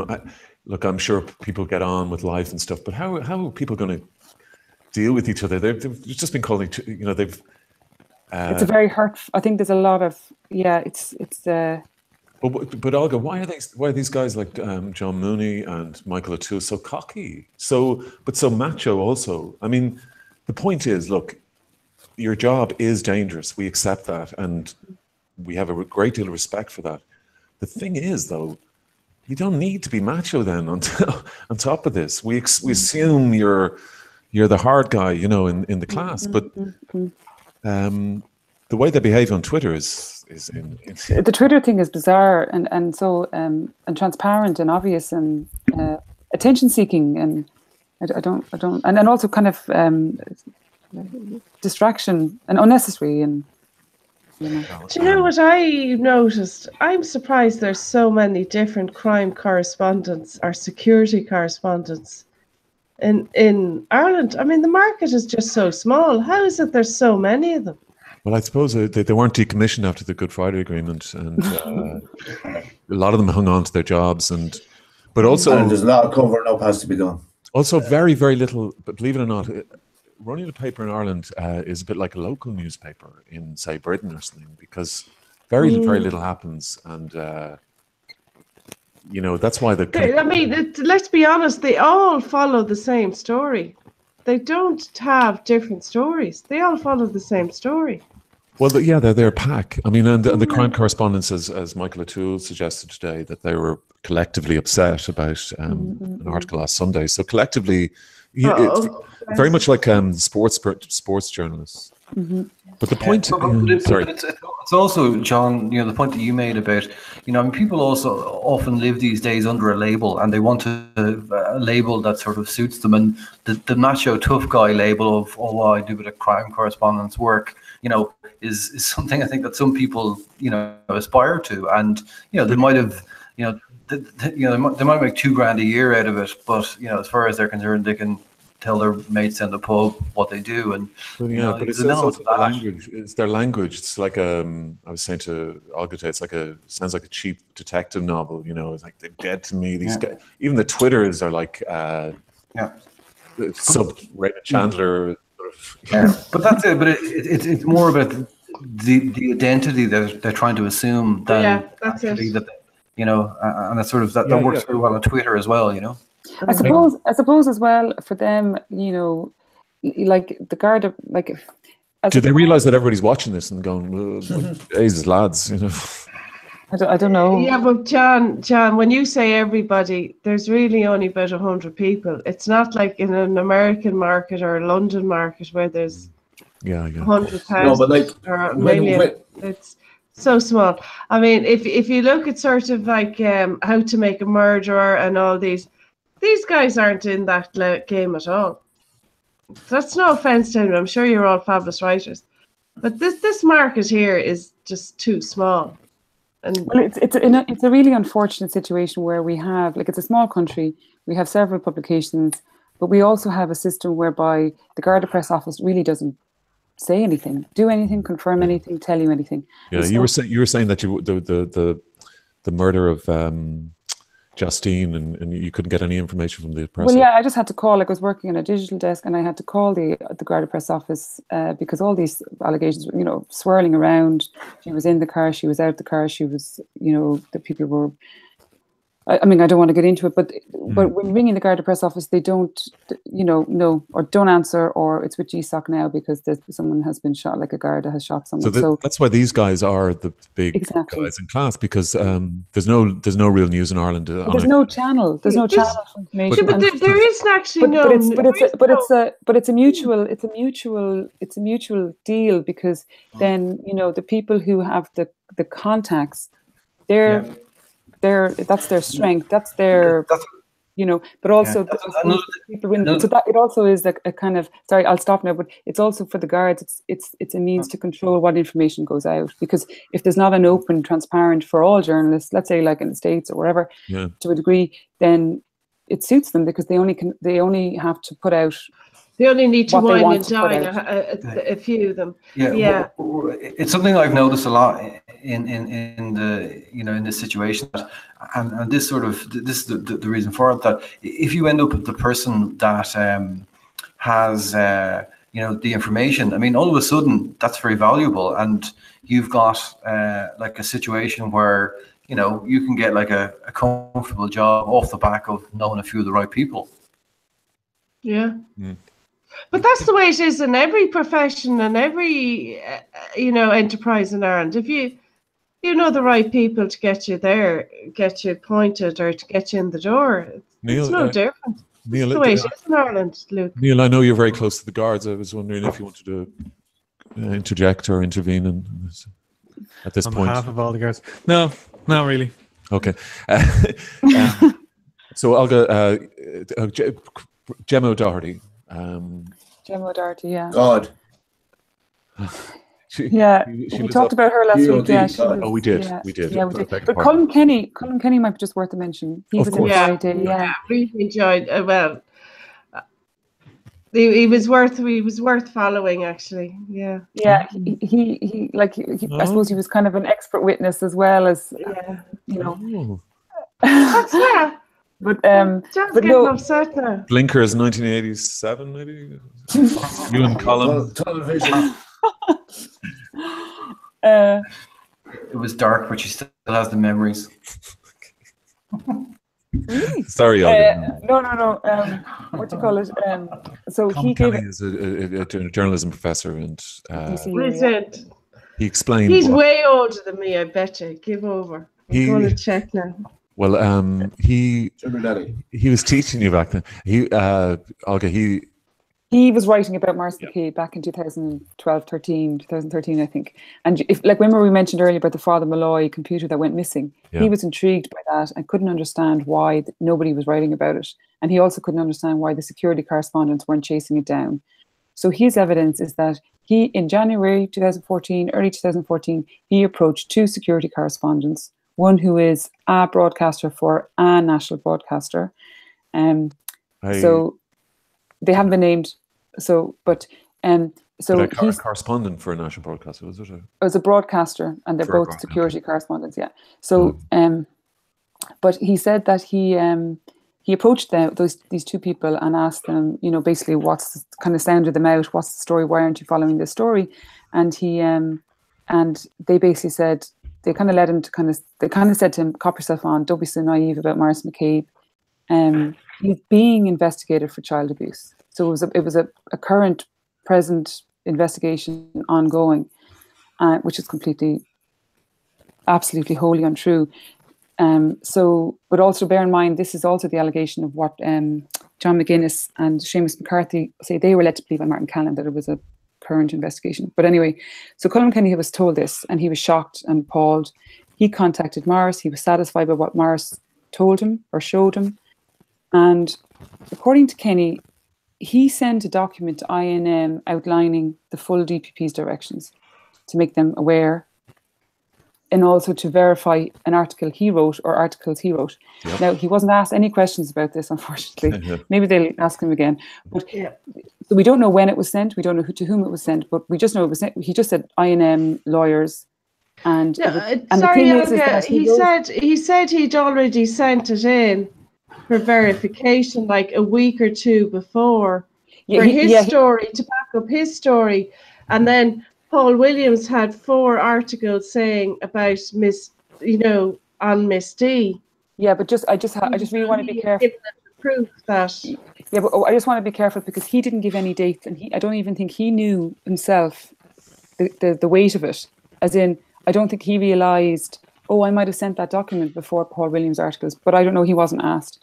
But the thing is that he did write an article on March 2nd, 2014, in which he referred to the fact that there were DPP directions made in terms of McCabe, and he said that they were, you know, that there was no prosecution. So my point is that if he's saying that he sent a document into INM to verify him talking about the DPP's directions and the result of them, then it's reasonable to assume that he sent that in before that particular article, March 2nd. And that's the point, because that would have been a week before Paul Williams ever even met Mr. I read somewhere that he provided that notice from the DPP.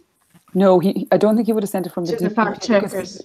I mean, I don't think he could get that document, and Maurice McCabe didn't even see that document until the tribunal. But he knew because he was told verbally and he wrote it down. Yeah, so, you know. And you called him on something, didn't you? You gave Colm Kenny a ring, Olga? I did call him because I was wondering what the situation was in terms of the document, because I thought, oh, what is that document? So I think he's just going to have a look-see, you know. But okay. Yeah. So he's going to find out. I mean, we might get a copy of that, because that could change a lot of things, couldn't it? Really, I mean, in terms of perhaps, you know, I mean, like, I don't want to be interfering or anything, so, you know, but yeah, I mean, like, he did say in his evidence that he could provide it if they wanted and stuff, you know. He did. And it's just the timing of his story and the detail for the fact checkers, whether they're legal as well as in-house. And he did say there was 4 articles from Paul Williams followed on Miss D. I think that's extraordinary amount of evidence he's actually given. And I suppose we should make it clear that the article that Colm Kenny wrote was for the Sunday Independent, and the articles that Paul Williams wrote were for the Irish Independent. So, you know, we don't know. Stephen Ray was group editor, though, both, wasn't he? He should have been, yeah. Group editor, both titles, so he would have been aware of having edited. Well, you think, yeah. Well, it means a big job. I mean, there's loads of titles. Probably worried about another one. Right, Jar, Vanessa, that's great. You know, what? Put the world to rights there, guys. Is there anything before we go? Johnny, Kenny, Luke, Neil. Well, actually, I've something to share with you. I was saying to you that last few weeks I hadn't. I hadn't been around partially because I was working on a painting, but there was like the group that I paint with.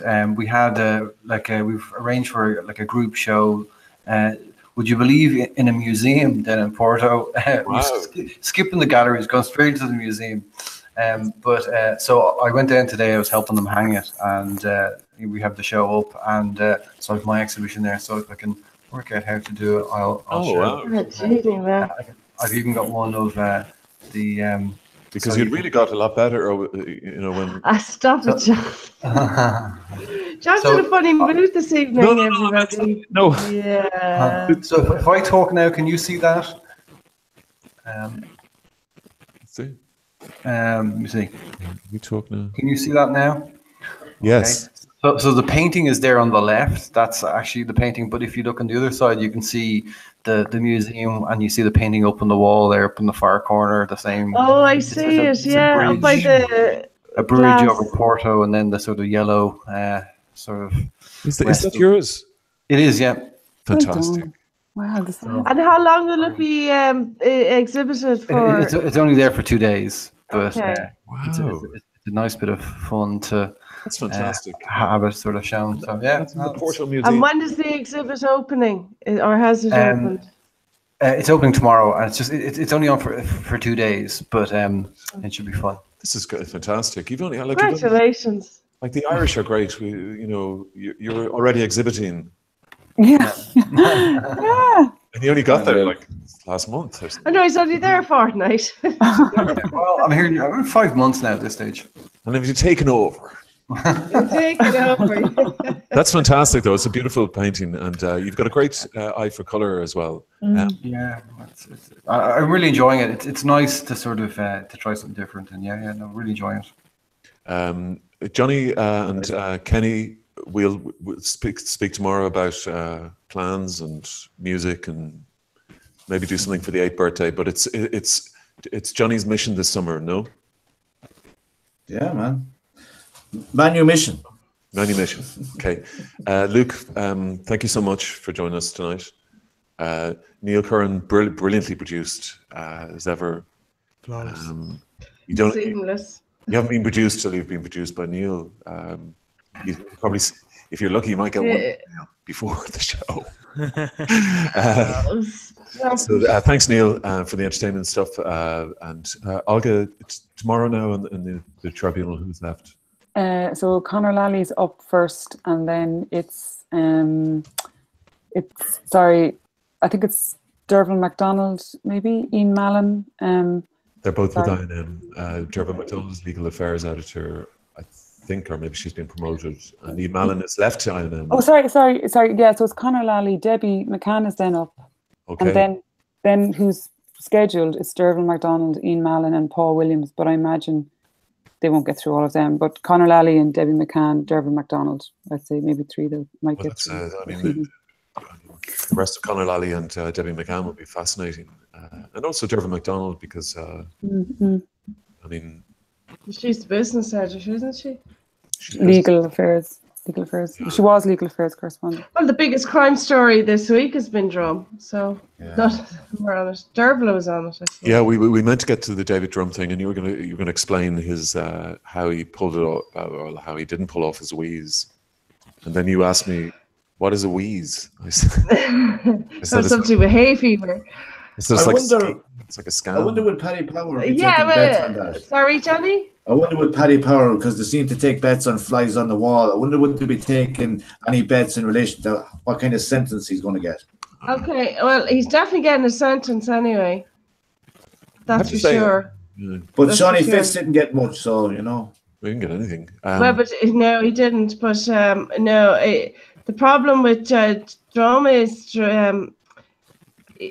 he admitted that they did do what's known as window dressing, but he said it wasn't fraud, and that's shocking to me. That's quite shocking to me, because actually we mentioned earlier on about being PCF'd.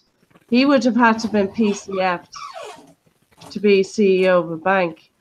He's rightly PCF now. Yeah, well,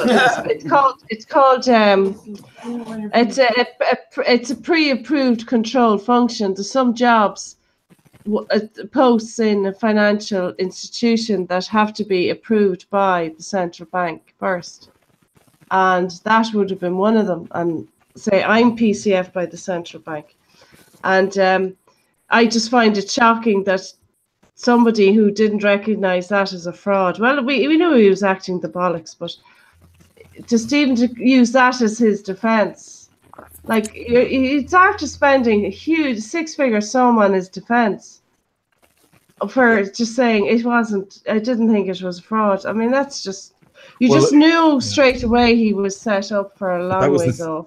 That's how those guys can sleep, because they feel it was patriotic and they were putting on the green jersey and No, I don't believe any of that. Oh, I know. No, but that's I just don't. Didn't. He just doesn't know he just did not know what he was doing. He clearly did not know what he was doing. There is a Trident test. Sean Fitzpatrick gave him the job because he was like. Oh yeah, Sean Fitzpatrick knew what he was knew exactly what he himself was doing. And he groomed this guy so he could control him and get him to, wear pink shirts. He was, it was a master apprentice sort of thing. It was. There's a lot of pictures of them together, and it really is kind of like, oh Jesus. Yeah. So I think anyone in any finance, whereas I'm just an accountant, but anyone in any sort of financial, that just Are you an accountant, Vanessa? We had no idea. You're not just an accountant. 1 second. John is in a very strange mood tonight. No, Grant. Neil, sorry, just very briefly, there's 2 newspapers that are up, the Times Ireland edition and the Examiner, if you want to, I mean, as a courtesy. It's a courtesy to the Times and the Examiner. Tomorrow's Can we talk about the ladies, actually? Tomorrow's papers, yesterday's tweets. Huh? Talk about what? Oh my God, John. Neil, is that... Yeah. We're rocking and rolling. Despite the enemy. Oh, somebody in the chat earlier on, John was saying about Pascal Donoghue has joined Michael O'Leary on the latest secret Bilderberg adventure. No, Pascal. That's funny. Pascal at Bilderberger. It's like he'll take notes and they'll have to tell him to stop. And, you know, he'll be taking selfies. No, Pascal. You don't get it. We know you're grateful, but just, you know. Anyway, that's hilarious, Pascal. That I think that, you know. Is he there in the paddock? Bilderberger used to be the kind of like the dark planet, but now it's sort of less threatening. Just say this is information in the chat, but we don't have any other sources. So be careful. Okay. But can I just say there that there's a constant theme going through in relation to what we touched on tonight, and it literally is about ignoring what is really going on and hoping it'll go away. Because I remember we just started on the telly when the Maurice McCabe story broke, and it was saying like this is the biggest possible thing that could have actually happened in relation to corruption within the establishment. And now it should be like Paul Reynolds and Paul Williams should be there talking about this on their media. But it's just ignored and it'll go away. And that seems to be a systematic thing within Irish culture. Yeah, but Johnny, now this we're living in an information age, it can't. Johnny, this one isn't. Like Olga. Yeah, well, this one isn't going away, that's for sure. Yeah, but they wanted to, though, Vanessa. That's what I'm saying. That's why it's not being reported. It doesn't matter what they want. Mainstream. It doesn't matter what they want. Irish people stand up and be counted as well. The bank is broke on it. It's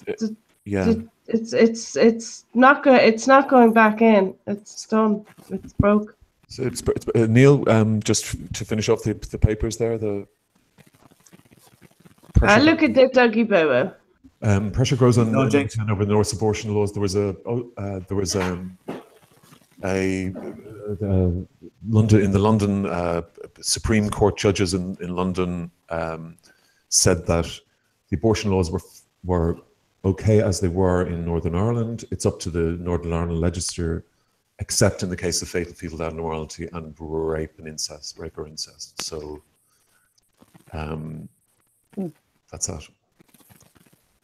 And they said that the ban on certain terminations was a breach of human rights. The Taylor offers sympathy to family. Yeah, that's Katie Taylor's statement, which I read earlier. I actually think we should have a segment next week or the week after, John, on the North's abortion law and the pressure, on May. Okay, and that's a beautiful dog. And from arch conservative to radical, Schmidt and Peter Stringfellow, poor Peter. He had a great life, though, didn't he?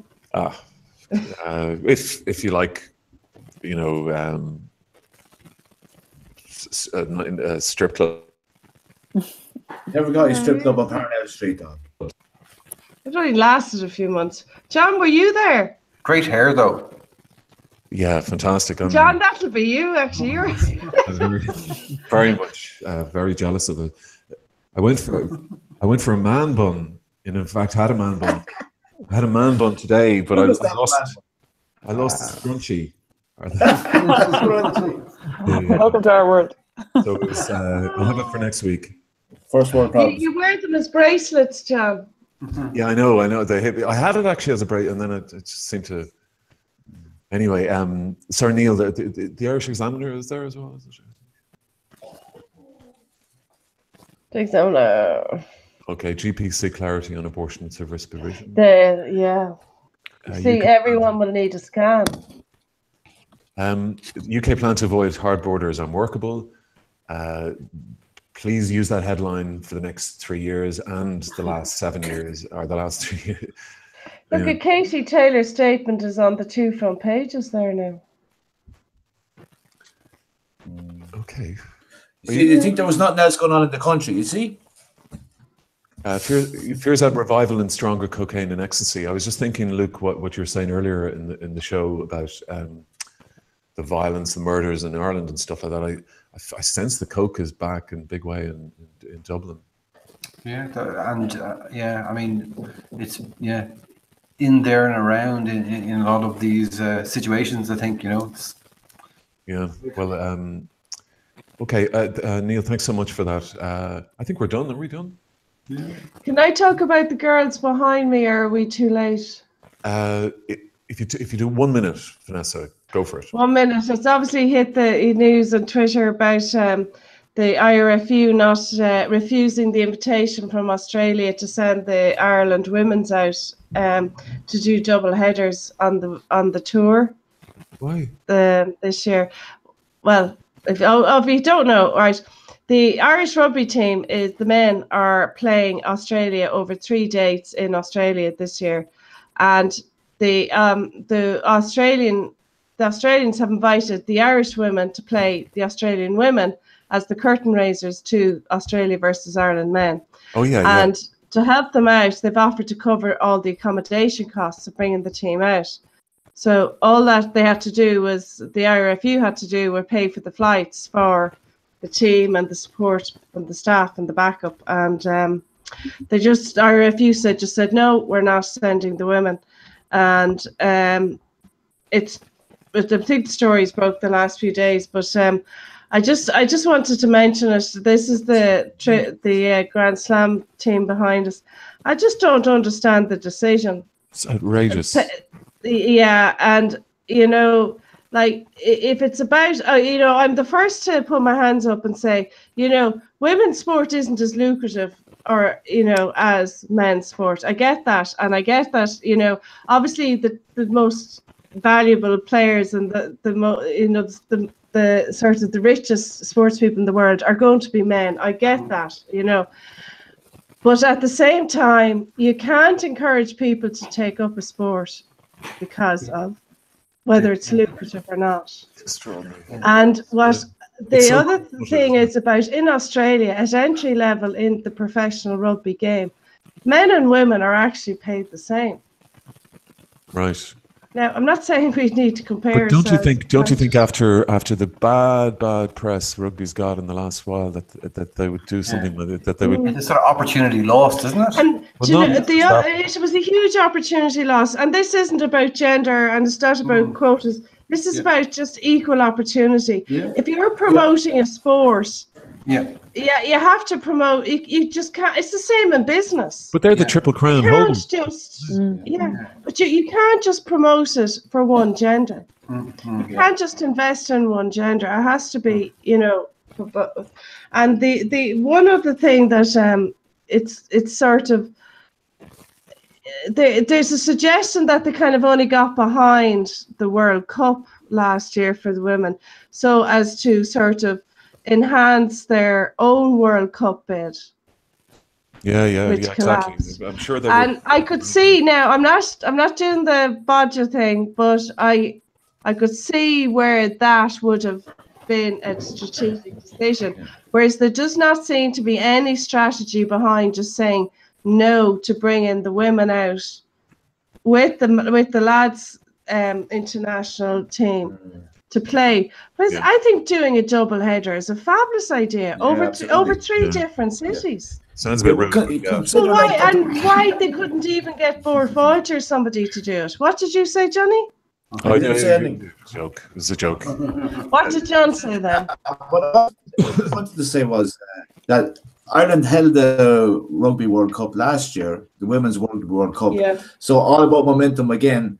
And like the boys or the girls from the soccer got a raw doing last year, but the FAI have copped on and they have actually a good advertising campaign at the moment. Come on, ye guys in green, and then say, come on, ye girls in green. So you got the main senior football, men football players endorsing that. But here's the thing. rugby was always kind of elitist. And there's an element of misogyny there with elitism in Ireland. And if you look at rugby and golf are the two main sports that don't really open the door to women. Okay, Johnny, on that bombshell, I think we're going to have to... Okay, but the bombshell I'm just going to leave it on is, you know, we get it's not commercial, it's not a commercial sport, and it's not going to, you know, break box office. But you cannot promote participation in sport based on commercial returns or where they're going to be in 10, 20, 30 years' time. And this is where amateur sports sort of get a raw deal, you know. Not everyone's going to be Katie Taylor. But at the same time, you still want people going into the gym to work out and train and learn the skills. And what, you don't want to be Peter Taylor. I just think it was on another sporting topic in relation to how political sport can be in a good capacity. Argentina refused to play Israel in the friendly.